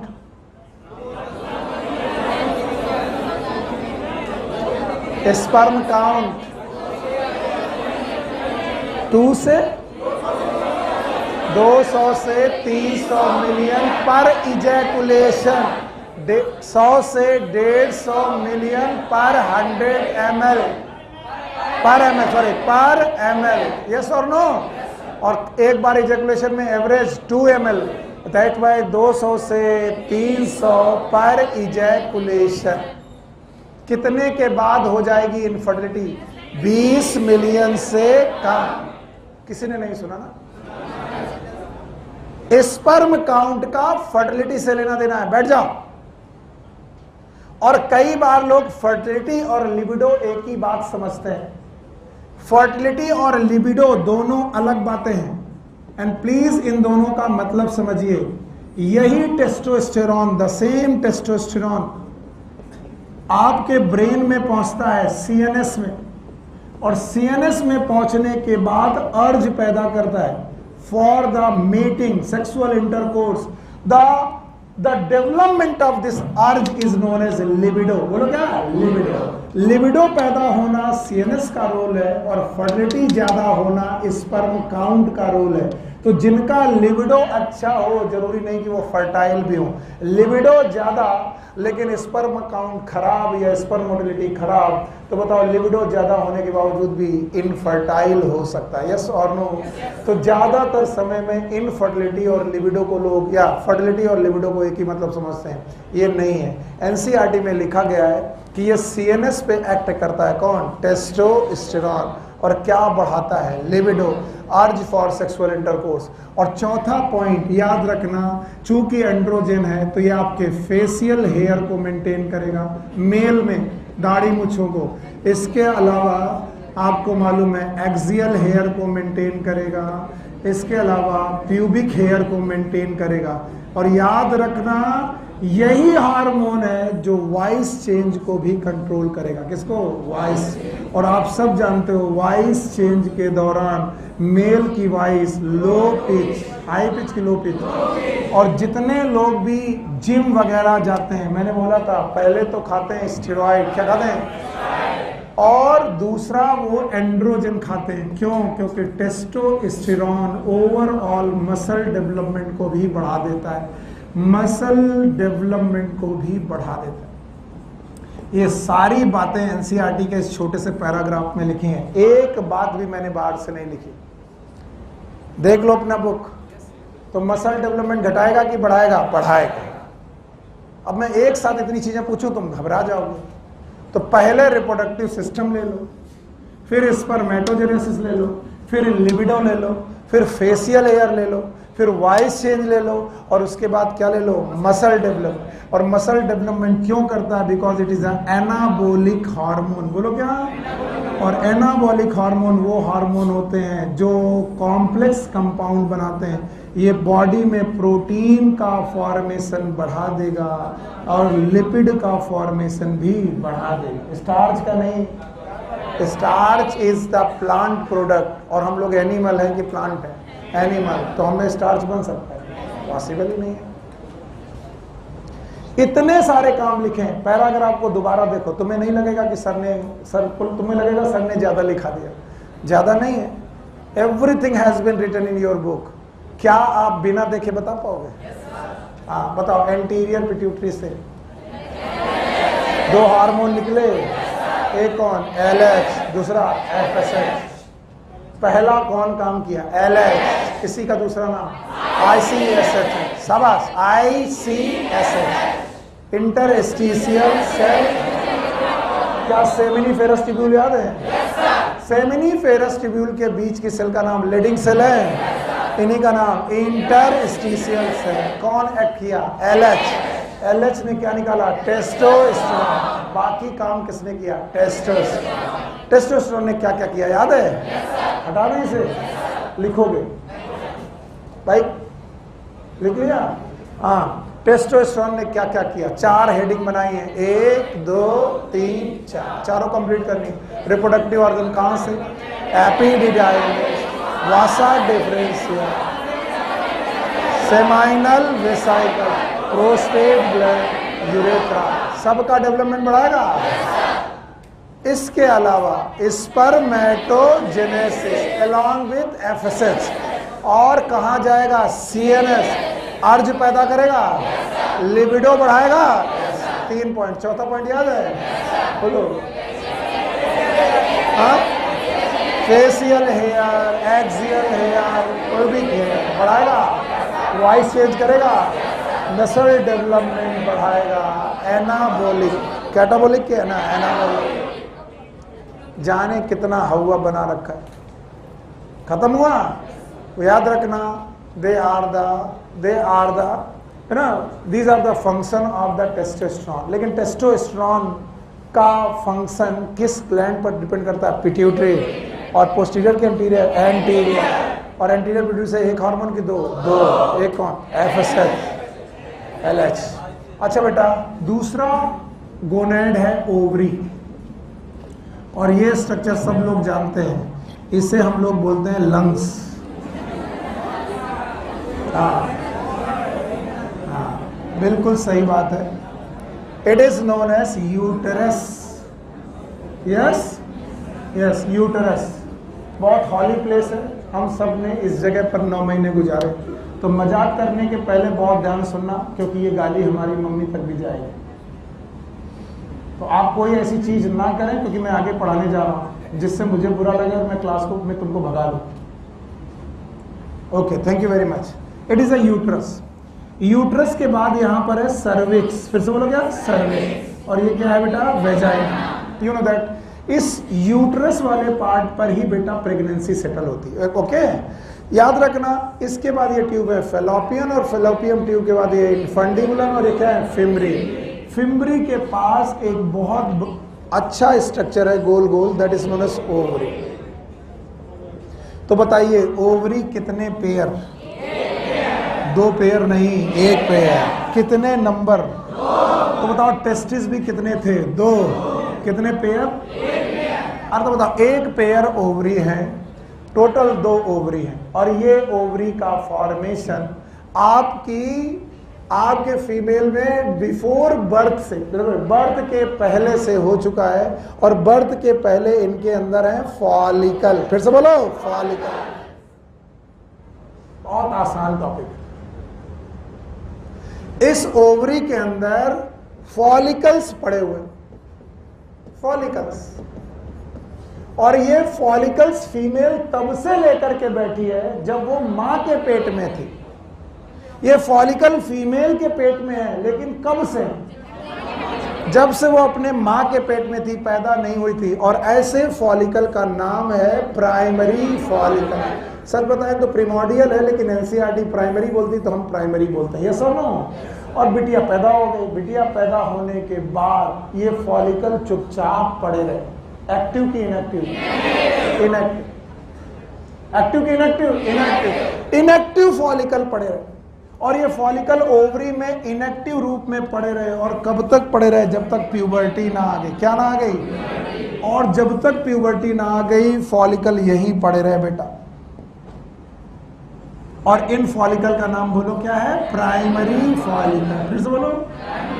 और जैसे बेटा प्यूबर्टी आई, एक ग्लैंड जिसका नाम है पिट्यूटरी, एंटीरियर की पोस्टीरियर? एक पिट्यूटरी नाम की ग्लैंड है। मैं कितनी बार लिखूंगा मैं खुद ही नहीं जानता। यस और नो? बताओ। आगे वाली एंटीरियर, पीछे वाली?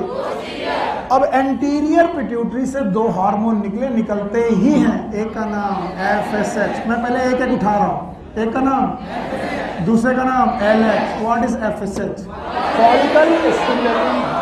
भाई साहब ये अपने आप चिल्ला रहा कि मैं फॉलिकल को स्टिमुलेट करने वाला हार्मोन। तो मैं इनसे पूछूंगा तुम क्या स्टिमुलेट कर रहे हो? बोले हम इसलिए स्टिमुलेट कर रहे हैं कि ये फॉलिकल सोया है। कब से? मां के पेट से, और अभी तक जगा। तो हमने कहा अच्छा स्टिमुलेट करो। जैसे ही फॉलिकल स्टिमुलेट हुआ, मैं उधर बनाऊंगा क्योंकि उधर जगह ज्यादा मिल जाएगी। फॉलिकल जैसे ही स्टिमुलेट हुआ, किसने किया? FSH ने। फिर सुन लो। तो बेटा प्राइमरी फॉलिकल याद रखना, दिस प्राइमरी 1 डिग्री का मतलब हो गया primary. This primary follicle change into secondary. फिर से बोलो। Secondary will change into tertiary. बोलो। तो टर्सरी फॉलिकल। बोलो। प्राइमरी से सेकेंडरी, सेकेंडरी से टर्सरी, और टर्सरी से ग्राफियन। फिर से बोलो। GF, it is known as Graafian follicle. ऐसे याद रखेंगे GF। What is GF? Graafian follicle. तो किसने ग्राफियन फॉलिकल तक पहुंचाया? FSH। और भाइयों बहनों जैसे ही FSH ने किसी भी फॉलिकल को स्टिमुलेट किया, तो वो फॉलिकल पहले बना प्राइमरी से सेकेंडरी, सेकेंडरी से टर्सरी, टर्सरी से क्वार्टरी। बोलते हैं सेकेंडरी फॉलिकल के समय से ही इसके चारों तरफ थीका पैदा हो गया। क्या पैदा हो गया? थीका। याद रखना theca. They are known as theca folliculi. फिर से बोलो। तो फॉलिकल में पाया गया theca, it is known as theca folliculi. और इस थीका से एक हार्मोन निकलने लगा, एस्ट्रोजन। फिर से बोलो। एस्ट्रो का मतलब ये होता है फीमेल। फिर से बोलो। फीमेल। फीमेल का hormone that is known as oestrogen. बताइए टेस्टोस्टेरोन को कौन बनाना था? LH। एस्ट्रोजन को एफएसएच। फुल फॉर्म सुनो, फॉलिकुलर स्टिमुलेटिंग हार्मोन। किसको स्टिमुलेट करेगा? किस फॉलिकल को? प्राइमरी फॉलिकल को। क्यों? क्योंकि ये तब से पड़ा है जब से बिटिया पैदा होने के बाद एक्टिव हुआ कि इनएक्टिव? इनएक्टिव। 10-12 साल तक इनएक्टिव। पहली बार एक्टिव हुआ 12 साल के समय पर, प्यूबर्टी आने पर, क्योंकि एंटीरियर पिट्यूटरी ने 2 हार्मोन निकाले, एक एलएच और एक एफएसएच। एफएसएच कहाँ गया? Primary follicle. प्राइमरी को सेकेंडरी, सेकेंडरी को टर्सरी, टर्सरी को क्वाटरनरी। और ये कहानी 28 दिनों में 14 दिनों तक चलती रही। सबको मालूम है किस साइकिल का नाम ले रहा हूं? Menstrual cycle. हर 28 दिन में पहले 14 दिनों तक केवल यही चलता है। प्राइमरी किसमें? सेकेंडरी किसमें? टर्सरी। टर्सरी किसमें? ग्रेफियन। और क्या निकलता रहता है? तो मेंस्ट्रुअल साइकिल के पहले 14 दिनों तक जो एस्ट्रोजन निकल रहा है, ध्यान सुनना, ये एस्ट्रोजन फीमेल कैरेक्टर पैदा करता है। फीमेल कैरेक्टर पैदा करता है। और फीमेल कैरेक्टर में क्या क्या पैदा करता होगा, ध्यान सुनो। पहला तो इनमें ब्रेस्ट डेवलपमेंट करता है, फीमेल का ब्रेस्ट डेवलपमेंट स्टार्ट होगा, वन थिंग। दूसरा, फैट डिपोजिशन पैटर्न बदलेगा। Fat deposition in the body, female का फैट डिपोजिशन बॉडी में एकदम डिफरेंट है, अलग तरीके से होगा।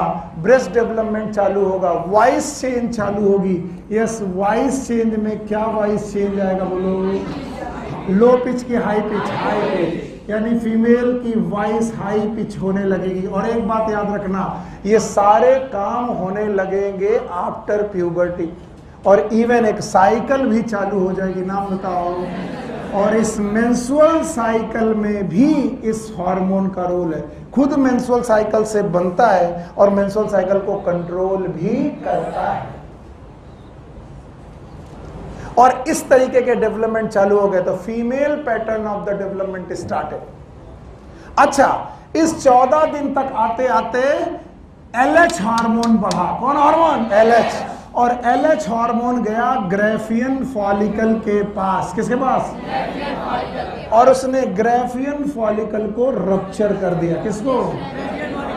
बताओ। ग्रेफियन फॉलिकल को रप्चर किया। और रप्चर करने के बाद यहां से ओवम निकाला, जिसका नाम है सेकेंडरी oocyte। बोलो। तो बताओ, फॉलिकल पूरा आ गया कि ओवम आ गया? इसका मतलब मरा हुआ ग्रेफियन फॉलिकल पीछे छूट गया। और ये मरा हुआ Graafian follicle, it is corpus luteum. Corpus का मतलब ही होता है डेड बॉडी, और ल्यूटियम का मतलब पीला। बोलो। तो जो पीले कलर की डेड बॉडी पड़ी है वो किसकी है? ग्रेफियन फॉलिकल की। और ल्यूटियम शब्द आज के बाद जब भी मिले, ल्यूटिया, इसका मतलब होता है येलो। इसीलिए इस हार्मोन का नाम ल्यूटिनाइजिंग हार्मोन। बोलोगा? यानी ग्रेफियन फॉलिकल को ग्रेफियन रखेगा कि पीला कर देगा? और पीला तभी होगा जब सेकेंडरी oocyte बाहर निकलेगा। प्रोसेस का नाम ओव्यूलेशन। फिर से बोलो। और पीछे कौन छूट गया? Corpus luteum. फिर से बोलो। और ये कॉर्पस ल्यूटियम अगले 10 दिनों तक, 7 से 10 दिनों तक एक हार्मोन निकालता रहेगा, प्रोजेस्टेरॉन। नाम से ही है प्रोजेस्टेरॉन। प्रो मतलब पहले, प्रो मतलब प्रायर, प्रायर मतलब पहले, जेस्टेरॉन मतलब प्रेगनेंसी, जेस्टेरॉन मतलब प्रेगनेंसी, यानी प्रेगनेंसी के पहले का हार्मोन है। यानी वो हार्मोन है जो कहेगा प्रेगनेंसी आई तो जिम्मेदारी मेरी है, मैं मेंटेन करूंगा प्रेगनेंसी को। और इसलिए प्रोजेस्टेरॉन जाएगा यूट्रस में। कहां? और यूट्रस में ब्लड वेसल्स बढ़ाएगा। बोलो। और थिकनेस बढ़ाएगा। किसकी? एंडोमेट्रियम। बोलो किसकी? फैटी टिश्यू डिपोजिशन बढ़ाएगा, क्योंकि इसे याद है कि अगर प्रेगनेंसी आई, क्या आई? अगर प्रेगनेंसी आई तो ये यहाँ सेटल होगी और इस बच्चे को नरिशमेंट चाहिए होगा थ्रू प्लेसेंटा। तो बताओ, एंडोमेट्रियम हैवी होनी चाहिए, ब्लडफुल होनी चाहिए, नरिशमेंट होना चाहिए। ये कौन डिसाइड करेगा? प्रोजेस्टेरॉन। और मान लीजिए प्रेगनेंसी नहीं आई, प्रेगनेंसी तो प्रोजेस्टेरॉन कहेगा कि कोई कारण नहीं है कि प्रोजेस्टेरॉन निकलता रहे, कॉर्पस ल्यूटियम बचेगा कि खत्म, प्रोजेस्टेरॉन कम, और जो बॉल मोटी हुई थी वो मोटी रहेगी कि ब्लीड कर जाएगी, ब्लीड रप्चर होकर ब्लीड कर जाएगी, that is known as menstrual. बोलो क्या? मेंस्ट्रुअल। ये 14 दिनों के बाद अगले 14 दिनों तक चलेगा। अगले 14 दिनों के आखिरी 3 दिन, आखिरी क्या होगी? ब्लीडिंग। और इसी को बोले 28 दिन की साइकिल, नाम है मेंस्ट्रुअल साइकिल। और इस मेंस्ट्रुअल साइकिल के दौरान ओवरी से कितने हार्मोन निकले? 2। एक कौन? एस्ट्रोजन और एक प्रोजेस्टेरॉन। कौन पहले 14 दिनों में ज्यादा? एस्ट्रोजन। कौन बाद में? प्रोजेस्टेरॉन। 14 दिनों तक कि 7 दिनों तक? 7। पहले 14 दिनों में ये ज्यादा, अगले 7 दिनों तक ये ज्यादा, और अगले 7 दिनों तक दोनों कम। और तब क्या हो गया? Menstrual bleeding. प्लीज हंसीएगा नहीं, और प्लीज कोई भी मिमिक मत करिएगा। That's why female have mood swings. Female में मूड स्विंग्स होने का बायोलॉजिकल कारण ये है क्योंकि उनके 28 दिनों के अंदर कई बार हार्मोन घटते और बढ़ते हैं, और ये घटना बढ़ना हार्मोन ब्रेन को असर डालता है। इसी वजह से फीमेल कभी बहुत खुश होती हैं, कभी अचानक चिड़चिड़ी होती हैं, कभी बहुत गुस्से में होती हैं। इट इज नॉट लाइक कि ये इनको क्या हो गया। कभी कभी मम्मी तुमको बहुत डांटने लगती है, तुमने कहा मम्मी आज हो क्या गया? Please don't ask them, because you have to know, being a male, आपको ये बात समझनी चाहिए कि आपके साथ बॉडी में ये नहीं हो रहा, क्योंकि आपके साथ कांस्टेंट टेस्टोस्टेरोन बढ़ा है, इसलिए मूड स्विंग हो रहा है फीमेल का। ये है फीमेल जो इनका इमोशन घट और बढ़ सकता है। लेकिन एक भयानक बदतमीज आदमी जो हमेशा बदतमीज रहेगा वो कौन है? मेल। क्योंकि इसमें घटने बढ़ने का नहीं, इसकी बदतमीजी कांस्टेंट है। The hormone is testosterone. You know that? Yes, एक हार्मोन जो सीएनएस में हमेशा लगा रहेगा वो कौन है? Testosterone. Because we do not have the cycle, we do not have the cycle, the female have the cycle, and that's why they have mood swings. You know that? Yes, very good. तो आप लोगों के घरों में, सबके घरों में female है, लेडीज हैं, मम्मा है, बहन है, सब हैं, and try to understand this just because it is a purely biological process, purely biological process, and everything, हर चीज के पीछे एक कॉन्सेप्ट है। तो हार्मोन का कम और ज्यादा होना कौन ज्यादा भोग रहा है? मेल की फीमेल? फीमेल। और वो भी इसलिए क्योंकि सृष्टि और सृजन की क्षमता केवल फीमेल में है, पैदा कर पाने की क्षमता केवल किसमें? फीमेल में। So always respect the female. अपने आसपास जो भी फीमेल मिले उसे बदतमीजी से बात मत करिए, रेस्पेक्ट करिए, क्योंकि हम भी किसी फीमेल से ही पैदा हुए। ये बात और है, जब हम अपने बारे में सोचते हैं तो हमारी लगता है हमारी माँ है, बड़ा हौली बात है, पर जब हम दूसरे के बारे में सोचते हैं तो हम भूल जाते हैं कि वो भी किसी की माँ है, वो भी किसी की सिस्टर है, वो भी किसी के घर में। इसलिए अच्छा समाज बनाना बहुत जरूरी है, क्योंकि अच्छा समाज रहेगा तो सब कुछ अच्छा रहेगा, लोग अच्छी जिंदगी जिएंगे। Thank you very much. Science के साथ अगर मोरल साइंस सीखी जाए तो दुनिया के बेस्ट स्टूडेंट पैदा हो सकते हैं। हम लोग साइंस पढ़ते हैं लेकिन उसमें बदतमीजियां ढूंढते हैं, but every science have the great moral science. लेकिन इसमें आप मोरल साइंस नहीं ढूंढोगे। क्यों ढूंढेंगे? बदतमीजी ढूंढेंगे। It's a very holy place. कितने महीने गुजारे हम सब ने? ये बहुत पवित्र जगह है, आपको मालूम होनी चाहिए। Okay, take care. आप बताइए, ओवरी से निकलने वाले कितने हार्मोन? 2। एक कौन? दूसरा कौन? प्रोजेस्टेरॉन। और LH और FSH कहाँ से? पिट्यूटरी। सो पिट्यूटरी 2 हार्मोन बनाती है, एक कौन? LH, FSH। बताओ, और ओवरी कितने हार्मोन? 2। एक कौन? और एक प्रोजेस्टेरॉन। अगर मैं दोनों के अलग अलग फंक्शन पूछूं, बता दोगे? चलो, एस्ट्रोजन के function, breast development, female sexual character का डेवलपमेंट, इसके अलावा फैट डिपॉजिशन, वॉइस से। प्रोजेस्टेरॉन का फंक्शन बता पाओगे? क्या ये प्रेगनेंसी के पहले निकलने वाला हार्मोन है? और अगर कहीं प्रेगनेंसी सेटल हो गई होती तो बताओ कॉर्पस ल्यूटियम खत्म होता कि नहीं? नहीं। क्या ये अगले 3 महीने तक प्रोजेस्टेरॉन निकालता रहता, जब तक कि क्या ना बन जाता? प्लेसेंटा। और उसके बाद प्लेसेंटा क्या निकालता? प्रोजेस्टेरॉन। तो बताओ, प्रोजेस्टेरॉन केवल ओवरी से निकलता है? पहले 3 महीना ओवरी, बाद में प्लेसेंटा।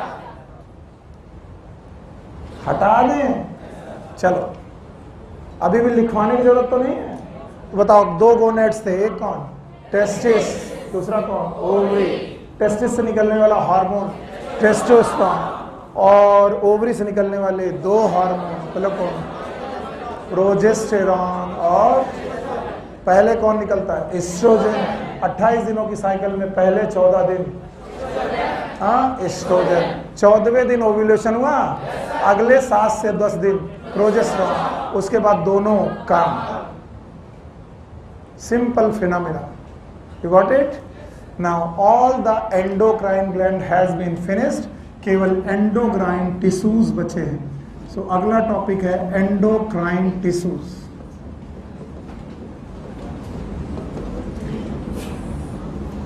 नहीं दिखाई पड़ रहा, नहीं दिखाई पड़ रहा, सॉरी। ओके, एंडोक्राइन टिश्यू में पहला एंडोक्राइन टिश्यू है हार्ट, और सौभाग्य को या दुर्भाग्य को हमने आज ही हार्ट पढ़ा है, कुछ याद है? चलो पढ़ा है। चलो, हार्ट के कितने चैम्बर? 4। ऊपर वाले नहीं, नीचे वाले, ये बेसल है, बेसल का नाम एट्रिया, और ये वाले वेंट्रिकल। तो बताओ ये दोनों एट्रिया, बताओ ये वाला राइट एट्रिया, लेफ्ट एट्रिया, ये लेफ्ट वेंट्रिकल। तो हार्ट के पास 4 चैम्बर हैं, एट्रियम, वेंट्रिकल। अब सुनो, इन हार्ट से के टिश्यू में एट्रियम से निकलने वाला एक फैक्टर, इस फैक्टर का नाम है एट्रियल नाइट्री यूरेटिक फैक्टर। और जिस बच्चे ने इस बात में कामयाबी हासिल कर ली कि नाम में डेफिनेशन ढूंढ लिया, वो बच्चा हीरो। जिस बच्चे ने भी बायोलॉजी पढ़ते वक्त नाम से ही डेफिनेशन बनाना सीखा, वो कभी फेल नहीं होगा। मैं इसलिए बताऊं क्योंकि कुछ बच्चे रटना चालू करते हैं। क्या रटोगे? और शायद इसकी भयानकता तुम समझ नहीं रहे हो। एमबीबीएस में 4.5 साल में कितने 19 सब्जेक्ट, कितने 19 सब्जेक्ट है, और 19 सब्जेक्ट को रटने पे आओगे तो एक एक सब्जेक्ट 10 साल रटो तो ना रट पाओ। इसलिए वहां पर ट्रेन किए जा रहे डॉक्टर, और उन डॉक्टर्स को सिखाया जा रहा how to learn definition by the name itself. नाम से कैसे पता कर पाओ कि उसकी डेफिनेशन क्या है। देखो इसमें लिखा है ANF, बोलो क्या लिखा है? ANF full form atrial natriuretic factor. पहला पार्ट तो ये एट्रियम से निकलता है। कहां से? एट्रियम। नाम ही कह रहा है कि मैं कहां से निकल रहा हूं, एट्रियम से। दूसरा शब्द है नाइट्री यूरेटिक। ये इसमें थोड़ा कमाल है। कमाल क्यों है? क्योंकि आपने इस सिंबल को सुना है। What is? हर बंदा कहता है कि सर ये सोडियम है। मैं मान जाता हूं सोडियम है। सोडियम है तो SO क्यों नहीं है? Na क्यों है? क्योंकि सोडियम का लैटिन नाम है नाइट्रियम। फिर से बोलो, नाइट्रियम। तो sodium is nothing but it is natrium, that's why Na। और नाइट्रियम का यूरिन में निकलना, कहाँ? That is known as natriuria. मैंने आपको सिखाया है यूरिया का मतलब यूरिन, नाइट्री मतलब सोडियम, नाइट्रोजन। हाँ, तो बताओ अगर यूरिन में सोडियम निकलने लगे, यूरिन में सोडियम निकलने लगे, तो आप समझ जाना नाइट्री यूरिया हुआ है। क्या हुआ है? Natriuria. What is natriuretic? जो यूरिन में क्या निकालने लगे? सोडियम। हाँ? तो एट्रियम से निकलने वाला एक ऐसा फैक्टर जो यूरिन में क्या निकालने लगे? सोडियम। इससे हमें कॉन्सेप्ट पता चलता है कि सर जी जो सोडियम ब्लड में थी, कहाँ थी? ब्लड में थी। कौन थी? सोडियम। उसे ब्लड में रखा गया कि यूरिन में डालेंगे? यूरिन में भेज दिया गया। याद रखना, इसका मतलब ब्लड में सोडियम बढ़ा कि घटने लगा? नहीं आया। सुन ही नहीं पाए तो फिर से बोलो। जो सोडियम ब्लड में थी उसे ब्लड में रखेगा कि यूरिन में भेजेगा? यूरिन में भेजेगा। इसका मतलब ब्लड में सोडियम घटेगी और यूरिन में सोडियम बढ़ेगा। यूरिन में सोडियम, ब्लड में सोडियम घटेगा, यूरिन में सोडियम बढ़ेगा। और याद रखना, जहां जहां सोडियम वहां वहां वाटर। तो अगर सोडियम यूरिन में बढ़ा तो वाटर भी यूरिन में बढ़ेगा। फिर से बोलो, जहां जहां सोडियम वहां वहां वाटर। फिर से बोलो, तो जहां जहां सोडियम जाएगा, सोडियम कहां जा रहा है? यूरिन में, वहां वहां वाटर जाए तो निकलेगा कहां से? ब्लड से। तो ब्लड से दो चीजें निकली, एक क्या? सोडियम और एक वाटर। तो बताओ, ब्लड का वॉल्यूम बढ़ा। अगर ब्लड का वॉल्यूम कम हो गया तो बताओ ब्लड प्रेशर कम हो। ज्यादा तो बताओ ये हार्मोन ब्लड प्रेशर बढ़ाता होगा कि घटाता होगा? नहीं आया? आया? साथ में याद रखना, ये आर्टरीज का वैसो डायलेशन भी करता है। क्या करता है? वैसो।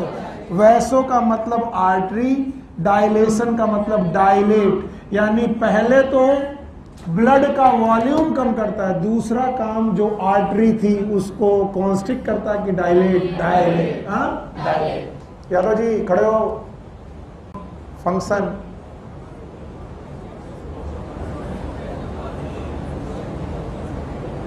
पढ़ाई लिखाई कब शुरू करोगे? हाँ? अगर किसी वेक्टर में मैग्नीट्यूड हो और डायरेक्शन ना हो, कहीं पहुंचेगा?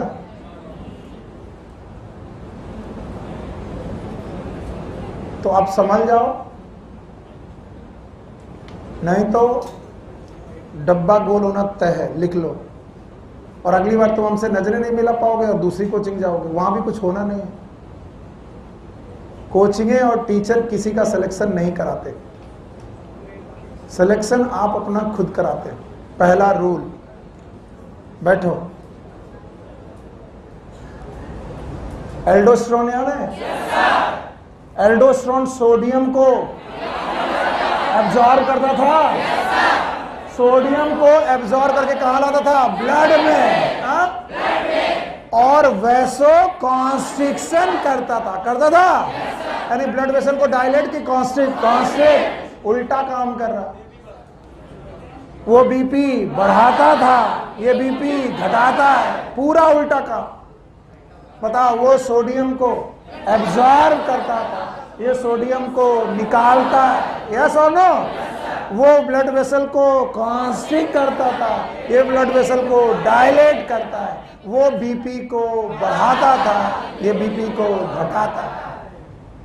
जब भी आपका ब्लड प्रेशर बढ़ने लगेगा, when blood pressure increases, when blood pressure increases, जब भी ब्लड प्रेशर इंक्रीज होने लगेगा, एट्रियम एक फैक्टर निकालेगा, नाम बताओ? एएनएफ। वो ब्लड वेसल में जाएगा, कहां जाएगा? ब्लड वेसल में। कौन? एएनएफ। क्या निकालेगा? सोडियम। जहां जहां वहां वहां वाटर। तो यूरिन में क्या बढ़ जाएगा? हाँ, सोडियम और वाटर। यूरिन का वॉल्यूम घटा कि बढ़ गया? बढ़ गया। हाँ, इसी को बोलते हैं डाईयूरेटिक। बोलो। तो यानी यूरिन का वॉल्यूम बढ़ गया लेकिन ब्लड का वॉल्यूम कम हुआ, तो प्रेशर कम, और डायलेशन भी कर दिया तो ब्लड प्रेशर और कम। अब बताओ, नाम से याद रखो, एट्रियल नाइट्रीयूरेटिक। कहां से निकलता है? एट्रियम से। क्या करता है? नाइट्रीयूरिया। क्या करता है? What is natriuria? सोडियम का यूरिन की तरफ भेजना। भेजना मतलब बाहर निकालना। इसका मतलब सोडियम कहाँ कम होगा? ब्लड में। कहाँ निकल जाएगा? यूरिन में। ब्लड प्रेशर गिर जाएगा। यस और नो? मैं क्वेश्चन बनाया, ऐसे बनाया, कभी बनाया था, बना नहीं रहा हूँ, फिर से बना रहा हूँ टेस्ट सीरीज के लिए। मैंने एक क्वेश्चन बनाया कि एक नए डॉक्टर से गलती से एक पेशेंट को एल्डोस्टेरोन लग गया। क्या लग गया?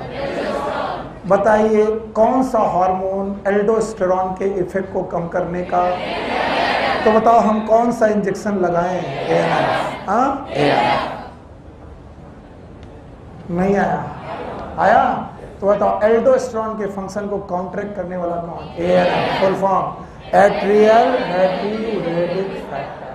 तो भाइयों बहनों ध्यान से सुनो, अभी अभी हम लोगों ने एंडोक्राइन ग्लैंड खत्म करने के बाद एक एंडोक्राइन टिश्यू भी खत्म कर दिया। बोलो कौन? हार्ट। और हार्ट का पूरा पार्ट एट्रियम। एट्रियम नहीं आया ना? नहीं आया? आ गया। तो आ गया तो क्या आया बताओ? हटा दें? लिख लिया भाई? लिखा? हटा रहे? बताओ क्या हुआ? कहां से निकलता है? एट्रियम से। कौन सा फैक्टर? ANF। 2018 का क्वेश्चन है ये, नीट में 2018 का क्वेश्चन है। 18 की 19? 18। ANF कहां से निकलता है? हार्ट। वेंट्रिकल की एट्रियम। एट्रियम कब निकलता है? जब ब्लड प्रेशर ज्यादा हो। करने के लिए क्या? ब्लड प्रेशर कम। कितने काम करेगा? 3, 2 नहीं 3। एक तो सोडियम निकालेगा, वाटर निकालेगा। कहां पर? यूरिन में। और ब्लड वेसल को कंस्ट्रिक्ट की डायलेट, ब्लड प्रेशर कम हो जाएगा। अगला है kidney. Kidney next is kidney. मैं सच में बता रहा हूं, मैंने ये स्ट्रक्चर 6ठी बार पढ़ाने के लिए मैं कोशिश करने जा रहा हूं। मैं आप शायद भूल गए होंगे। याद है? बोलो क्या? बस अब की बार मैं इसको बनाने का तरीका बदल रहा हूं। बदल लो? नहीं सर मत बदलिए। अरे बदलना ही पड़ेगा। बताओ कौन सा कैप्सूल? अच्छा बताओ ये क्या है?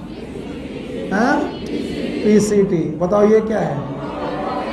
Loop of Henle. Thank you very much. Loop of Henle. और लूप ऑफ हेनले बोलो ये क्या है? DCT। और ये क्या है? कलेक्टिंग। कलेक्टिंग। बोले पगला गए हैं, पहले कितना अच्छा बनाते थे। हाँ पहले ऐसे बनाते थे, ऐसे ऐसे। ये अच्छा लगता है सर, ऐसे बनाओ तो कब मनई धारा कुछ समझ में आया। आपने ऐसे काहे बना दिया? अरे ये छोटी सी जगह है, यहाँ कैसे भी तुड़ी मुड़ी होकर के रह लो, बस यही बड़ी बात है। तो देयर आर सम नेफ्रॉन जिनका DCT, जिनका बाउमेन कैप्सूल के पास पहुंच गया। किसके? बाउमेन। और हमें मालूम है बाउमेन कैप्सूल में एक तरफ से आर्टेरियोल घुसता है, याद है? बोलो कौन? और एक तरफ से निकलता है। बताओ घुसा कौन? एफरेन। निकला कौन? इफरेन। और यहाँ बाउमेन कैप्सूल के अंदर क्या बनता है? ग्लोमेरुलस। फिर से बोलो, ग्लोमेरुलस। सर थोड़ा जल्दी हो रहा, सर थोड़ा जल्दी हो रहा, जल्दी हो रहा है। बहुत आराम से पढ़ा रहे हैं, जल्दी बोला तो और 2-3 दिन से पहना कर रहे हैं। बताओ कौन घुसा? एफरेंट। यहां देखने में अच्छा लगेगा। कौन घुसा? एफरेंट। कौन निकला? इफरेंट। कौन आया? ग्लोमेरुलस। फिर से बोलो, पक्का? बस याद रखना, जब इसका तुम क्रॉस सेक्शन कट करोगे, क्या करोगे? Cross section. Cross section cut करने पर आप ऐसे कट करोगे, तो बताओ क्या क्या कटेगा?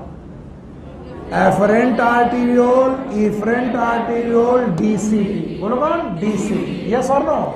तो चलो भाई, एफरेंट आर्टीरियोल और इफरेंट आर्टीरियोल हमने सोच लिया कि ये है। चलो मदद करो भाई, ये वाला एफरेंट, ये वाला। और बताओ ये क्या है? बाउमेन की ग्लोमेरुलस। ग्लोमेरुलस। हाँ? और इस पर आकर के मैंने DCT का ट्यूब काटा। कौन सा ट्यूब? DCT। तो ये कुछ ऐसे दिखा।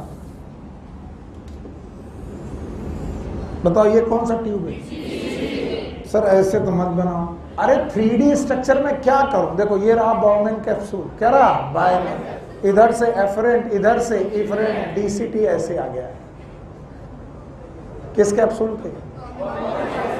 पक्का? तो अगर मैं कट मारूं तो कौन गोल गोल दिखेगा? DCT। कौन लंबा दिखेगा?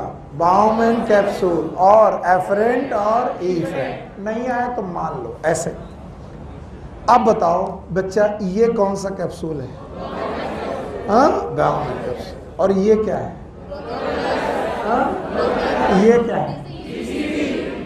इतना बुरा मानने की बात ही नहीं कर रहा। जवाब तो दो, नहीं मानेंगे कल से तुम। DCT। ऐसे दुखी होकर आदमी बैठ जाता है, मार कैसे दिया मुझे, अरे हम तुम्हारे पापा हैं। बाउमैन कैप्सूल है क्या? ये ग्लोमेरुलस है, ये रहा ग्लोमेरुलस, और ये क्या है? DCT की कुछ सेल, कुछ कोशिकाएं ये रही, इनका नाम है मैक्यूला डेंसा। फिर से बोलो, डेंस हो गई है, नाम है मैक्यूला डेंसा। मैं इतना सारा क्यों पढ़ा रहा हूं? क्योंकि एक शब्द मुझे पढ़ाना है। सुनो, और इसका नाम है ग्लोमेरुलस। फिर से बोलो, ग्लोमेरुलस। तो बोलते हैं ग्लोमेरुलस के जस्ट पास। किसके पास? जस्ट मतलब जक्स्टा, जक्स्टा मतलब नियर बाय, नियर मर गए। What is juxta? अगली बार बोला जाए जक्स्टा ओमेगा, ओमेगा के नियर बाय। जक्स्टा सरताज बदतमीजी चल रही है, सरताज के जस्ट पास बदतमीजी चल रही है। Juxta is near by, juxta is, तो बोलते हैं एक जक्स्टा ग्लोमेरुलर अपरेटस बनता है, juxta glomerular apparatus, and this is the juxta glomerular apparatus, glomerulus के जस्ट पास। नाम बताओ, जक्स्टा ग्लोमेरुलर अपरेटस। और इसी जक्स्टा ग्लोमेरुलर अपरेटस के पास there are some cells, and these cells are known as juxtaglomerular cells.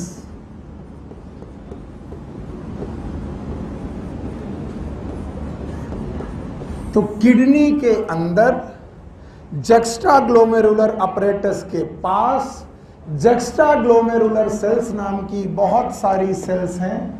इन्हीं सेल से एक हार्मोन निकलता है और इस हार्मोन का नाम है एरिथ्रोपोएटिन। फिर से बोलो, एरिथ्रोपोएटिन।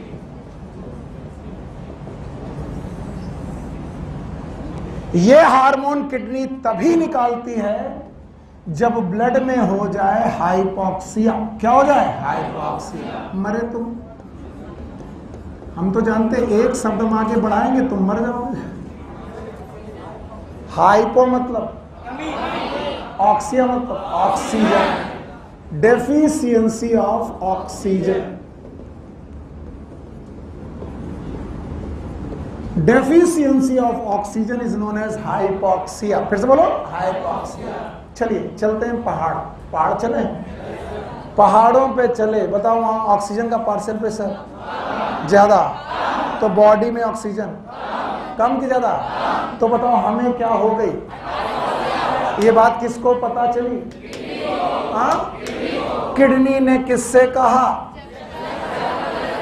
किससे कहा कि ऑक्सीजन ज्यादा है कि कम?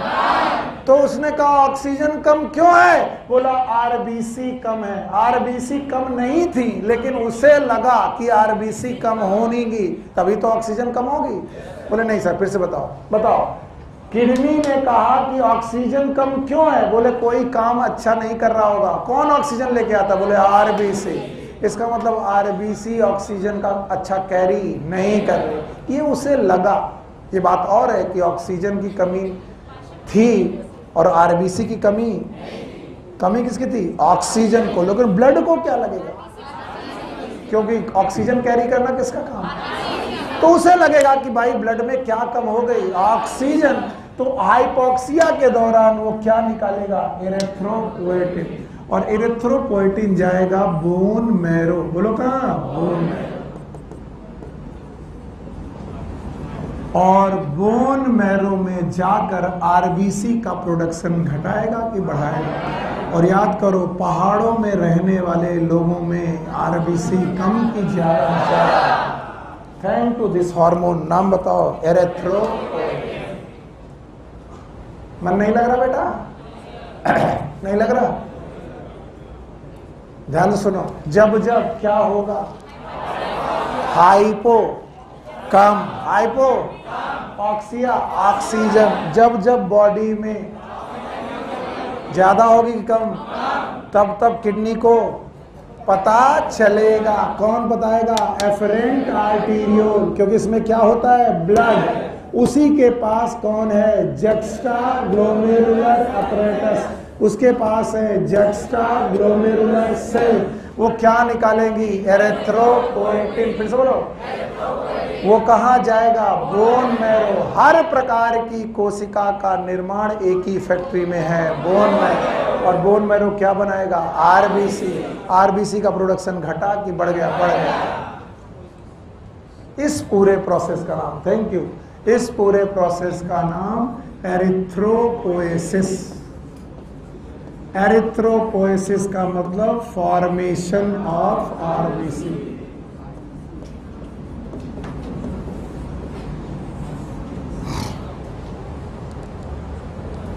It is formation of RBC. ये आरबीसी का फॉर्मेशन करने लगेगा। तो बताओ, एक हार्ट एंडोक्राइन टिश्यू है। कौन सा हार्मोन? खड़े हो, तुम खड़े हो। आज के बाद से शर्ट खुली नहीं होनी चाहिए, बंद करो।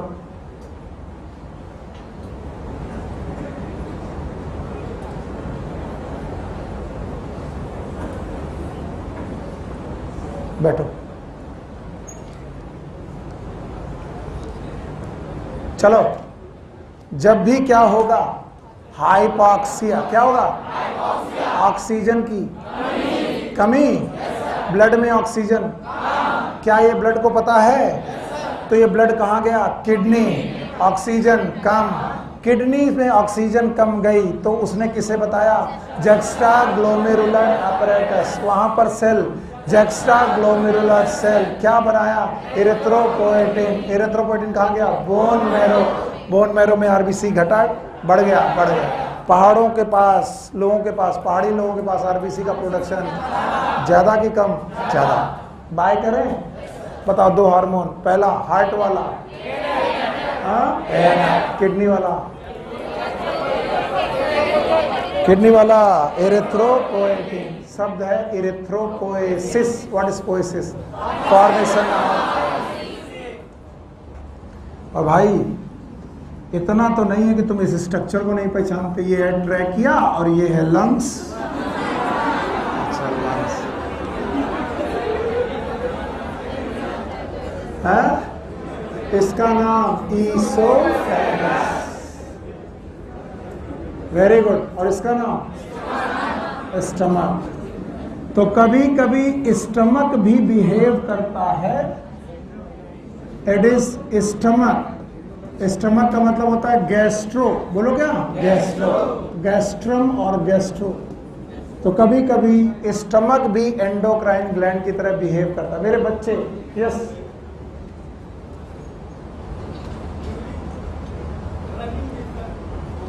बेटा,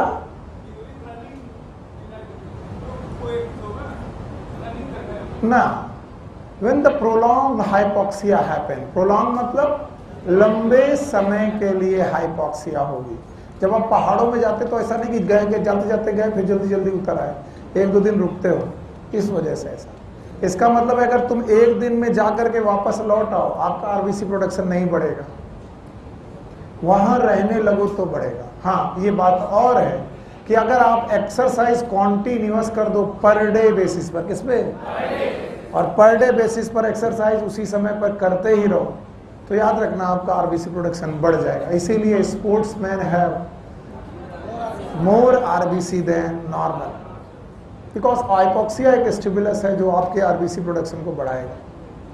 ओके ओके, तो हम सबको मालूम है इस स्टमक के पास स्ट्रक्चर है, नाम है रूगी। सुने? रोगी, रूगी। और इन्हीं रूगी के बीच बीच में पाई जाती है गैस्ट्रिक ग्लैंड। फिर से बोलो। भाई साहब, मैंने इस ग्लैंड का स्ट्रक्चर सबको पढ़ाया था, याद है? मैंने कहा था ये डब्ल्यू शेप ग्लैंड है, याद है? मैंने कहा था देखो ओमेगा शेप। अरे वाह, हर जगह बेटा एडवर्टाइजमेंट कर रहे हो तुम ओमेगा की। अच्छा, करना चाहिए। चलो बहुत अच्छी बात है, जहां पर पढ़ो वहां की एडवर्टाइजमेंट करनी चाहिए।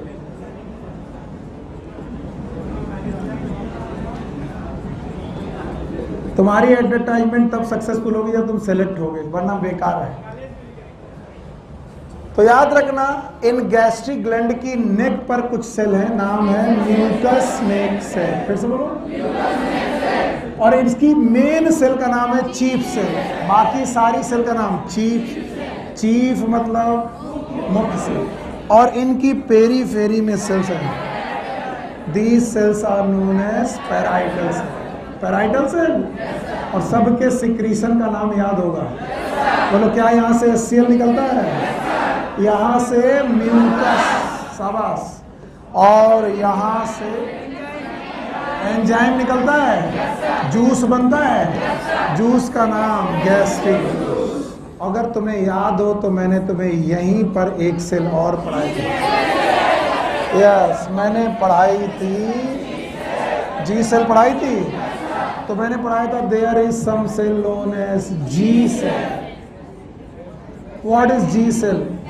गैस्ट्रिक। इनसे एक हार्मोन निकलता है, नाम बताओ, गैस्ट्रिन। क्या ये गैस्ट्रिन नाम का हार्मोन गैस्ट्रिक जूस के प्रोडक्शन को बढ़ा देगा?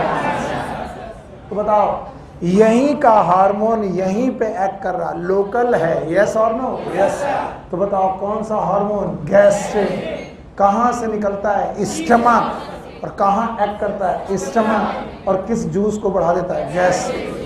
भूले नहीं हो तो यहाँ पर एक और सेल पढ़ाई थी, अर्जेंटाफिन सेल, याद आया?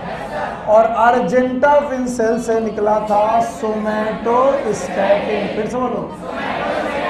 शायद इसी को, क्योंकि बुक नहीं लिखती, शायद इसी को GIP बोलते हैं। बोलो, ये बुक लिखती है। What is GIP?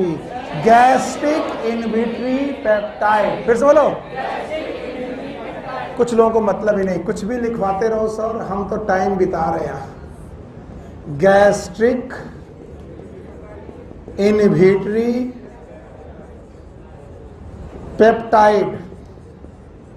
और बताइए, ये गैस्ट्रिक जूस के सिक्रीशन को बढ़ाएगा कि घटाएगा?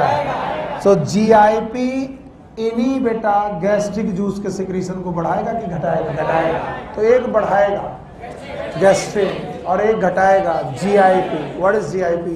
Gastric inhibitory peptide. तो बताओ, स्टमक से कितने हार्मोन? एक कौन? गैस्ट्रिन। दूसरा GIP। GIP बोलो, सोमैटोस्टैटिन मत बोलो, क्योंकि NCERT ने सोमैटोस्टैटिन नाम यूज किया ही नहीं है। और तुम मेरा नाम बर्बाद कर दोगे और कहीं कोई क्वेश्चन आ गया और आंसर कुछ और हुआ, गड़बड़ होगा। बताओ क्या नाम है? GIP। What is GIP? चिल्ला रहा, मैं गैस्ट्रिक जूस के सिक्रीशन को इनहिबिट करता हूं और मैं गैस्ट्रिक जूस के सिक्रीशन को बढ़ाता हूं। तो कौन बढ़ाता है और कौन कम करता है? चलो मेरे साथ बोलो। पहला था हार्ट, बोलो। दूसरा किडनी, तीसरा स्टमक, चौथा इंटेस्टाइन। बोलो कौन? इंटेस्टाइन। वो चौथा पढ़ाने के लिए इसे खत्म करना पड़ेगा। आया कि नहीं आया? नहीं आया? चलो बताओ, कौन सी ग्लैंड? बोलो कौन सी ग्लैंड? Gastric gland. सारी सेल का नाम बोलो, तभी जाने दूंगा। Mucus neck cell.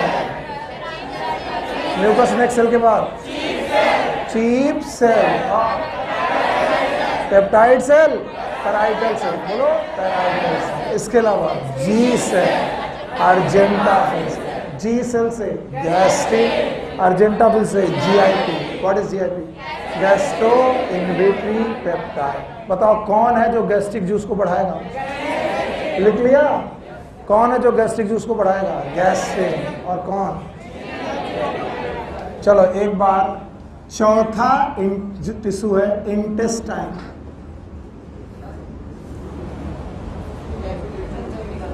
हाँ, GIP ड्यूडेनम से भी निकलता है, याद रखना। अर्जेंटाफिन सेल, वेरी गुड, बहुत बढ़िया question. Argentaffin cell was also present in intestinal gland. Thank you very much. तो argentaffin cell was also present in intestine और इंटेस्टाइन में प्रेजेंट होने की वजह से जीआईपी और कहां से निकलेगा, इंटेस्टाइन। मैं वही पढ़ाने जा रहा था, बस वही पढ़ाने जा रहा था। बट ठीक है, इसीलिए मैंने बड़ा डरते हुए लिखा कि सोमैटोस्टैटिन ही जीआईपी है कि नहीं मालूम, इसीलिए मैंने सोमैटोस्टैटिन को ही जीआईपी लिखने के पहले कहा पता नहीं, लेकिन एक चीज पता है, क्या, इंटेस्टाइन, क्योंकि तुमने अभी भी एनसीईआरटी पढ़ी। यस सर, बेटा हम तुम्हारे पापा हैं। हाँ, बड़े खुश।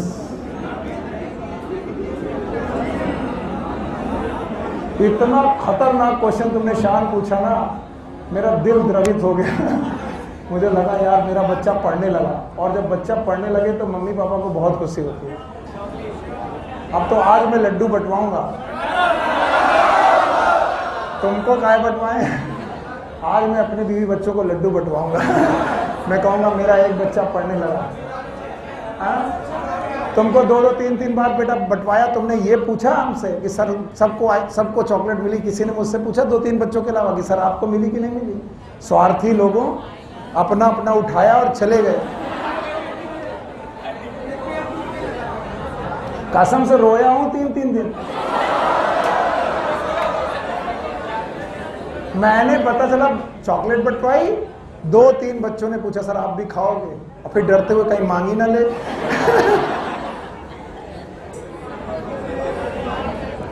बेटा चौथा मेरा टिश्यू है कौन, इंटेस्टाइन। उसी का क्वेश्चन है, उसी को इलेबोरेट करने जा रहा हूं, ध्यान से सुनिए। बोलते हैं जब भी स्टमक खत्म होगा डिओडेनम स्टार्ट होगी। क्या स्टार्ट होगी? डिओडेनम। डिओडेनम के पास there are some special cell known as crypts of liver. इसके अलावा सम अदर सेल ऑल्सो, डरते हुए बोल रहा हूं, उनके अलावा कुछ और भी सेल हैं जो इंटेस्टाइन से कुछ हार्मोन निकालती हैं, जिनमें से एक हार्मोन भाई का है, बोलो कौन? जीआईपी। बोलो। और जीआईपी ही क्यों निकालता है, इसका कारण मैंने बताया था, किसी को याद हो? क्योंकि मुझे मालूम था कि यहाँ पर HCl है, बोलो क्या है? HCl। और सबसे ज्यादा HCl निकल के कहाँ आएगा? डिओडेनम। तो इस HCl की चोट स्टमक पे सबसे ज्यादा लगेगी। डिओडेनम स्टमक तैयार है क्योंकि उसके पास म्यूकस ज्यादा है, डिओडेनम तैयार, क्योंकि डिओडेनम कहता है हमें एसिड से क्या मतलब, एसिड तो किसका पार्ट है? स्टमक का। पर स्टमक खुलेगा, नाला खुलेगा तो पड़ोसी के यहाँ गिरेगा, और पड़ोसी तैयार। तो बताओ एसिड यहाँ आया तो सबसे ज्यादा नुकसान डिओडेनम। इसलिए दुनिया के ज्यादातर गैस्ट्रिक अल्सर, क्या फिर से बोलो, स्टमक में नहीं, डिओडेनम में, क्योंकि एसिड इन वॉल को छील देता है, क्योंकि एसिड उन वॉल को डिस्ट्रॉय कर देता है, अल्सर बना देता है। इसीलिए डिओडेनम कहता है कि हमको अगर तुमने छेड़ा तो हम कौन सा हार्मोन निकालेंगे? GIP. What is GIP? Gastric inhibitory peptide. निकलेगा कहाँ से? डिओडेनम से। कहाँ एक्ट करेगा? स्टमक में। और गैस्ट्रिक जूस को बढ़ाएगा कि घटाएगा? घटाएगा। ओके, खुश कस। इसके अलावा there is one more hormone that is known as secretin. It is the first hormone discovered. ये पहला हार्मोन है जो डिस्कवर हुआ, नाम है सिक्रेटिन। और सिक्रेटिन नाम का हार्मोन पैनक्रियाज नाम की ग्लैंड पर काम करता है। This gland is known as pancreas. और पैनक्रियाज नाम की ग्लैंड पर जब ये काम करता है तो यहां पर वाटर का सिक्रीशन और बाइकार्बोनेट का सिक्रीशन बढ़ा दे देता है, और एक जूस बनाता है that is known as pancreatic juice. जितने लोग भी जल्दी में थोड़ा रुक करके सुने, जब भी पैनक्रियाटिक जूस में वाटर और बाइकार्बोनेट का कंसंट्रेशन बढ़ते हुए देखें, समझ जाएं कि किसका काम है? सिक्रेटिन। बोलो किसका? सिक्रेटिन। तो सिक्रेटिन नाम का जो हार्मोन है वो पैनक्रियाज में काम करने के बाद बाइकार्बोनेट और वाटर का सिक्रीशन बढ़ाएगा, याद रखना, एंजाइम नहीं निकालेगा। क्या? यानी इस पैनक्रियाटिक जूस में पैनक्रियाटिक एंजाइम है कि नहीं है? नहीं है। क्या है? Water and bicarbonate. अच्छा, इन भाई साहब का नाम मालूम होगा, लंग है इसका नाम, हार्ट, मतलब तो हमारे भी चाचा हो। ये क्या है? लीवर। एक लोग कि दो लोग? एक इधर से नाली निकली, एक इधर से नाली निकली, हिपैटिक आर्टरी की डक्ट। अच्छा बताओ, इसमें एक ये नाली है सिस्टिक डक्ट, और ये कौन है? Gall bladder. ये बताओ, कॉमन बाइल डक्ट। बोलो, मैं जो जो पूछूं बताना। ये क्या है? Gall bladder. इस डक्ट का नाम, मेरा काम चल जाएगा, इससे काम चल जाएगा, सिस्टिक डक्ट। और बताओ इसका नाम? CBD। What is CBD? अच्छा बताओ इस डक्ट का नाम? और दोनों मिलकर हिपैटो पैनक्रियाटिक डक्ट। यस और नो? यस।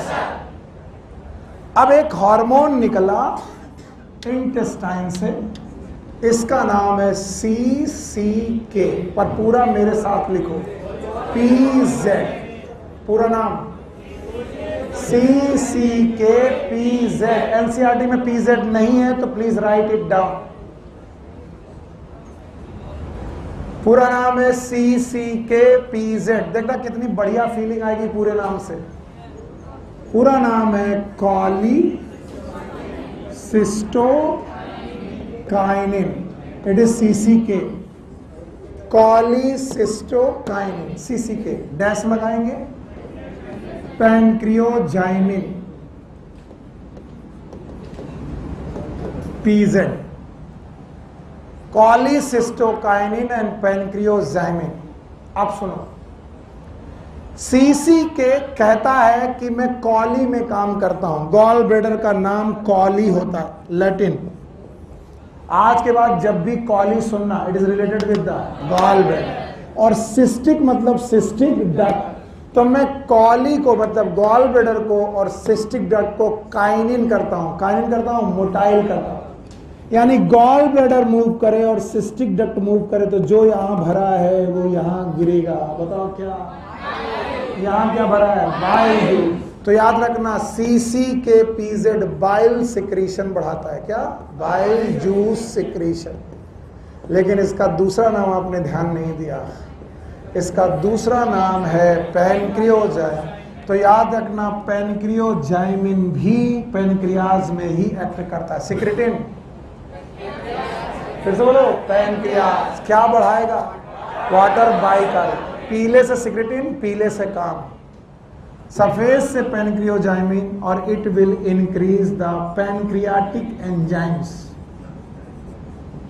और पैनक्रियाटिक एंजाइम्स बढ़ाएगा पैनक्रियाटिक जूस में।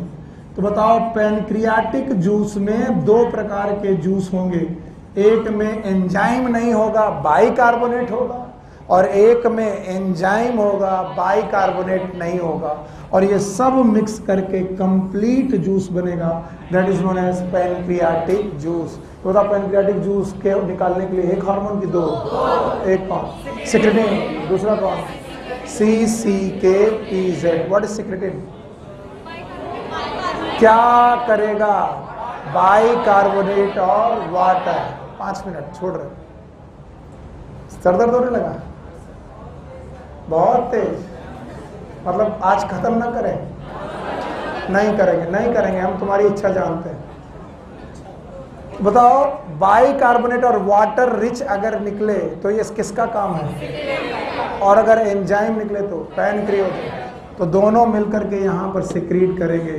तो बताओ, पैनक्रियास पे काम करने वाला एक हार्मोन की दो, एक कौन? सिक्रेटिन, और एक कौन? CCK।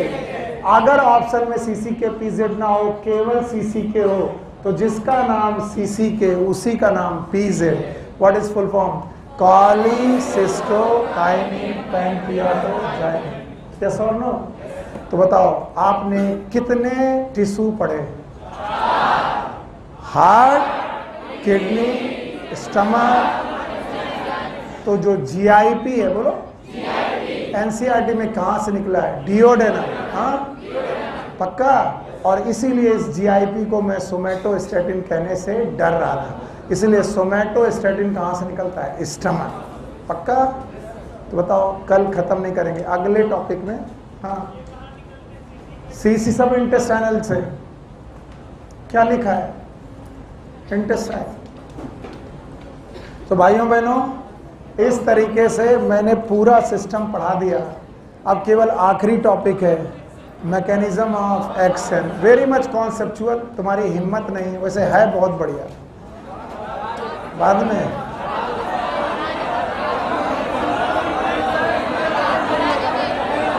कल। Okay, take care, good luck, bye bye.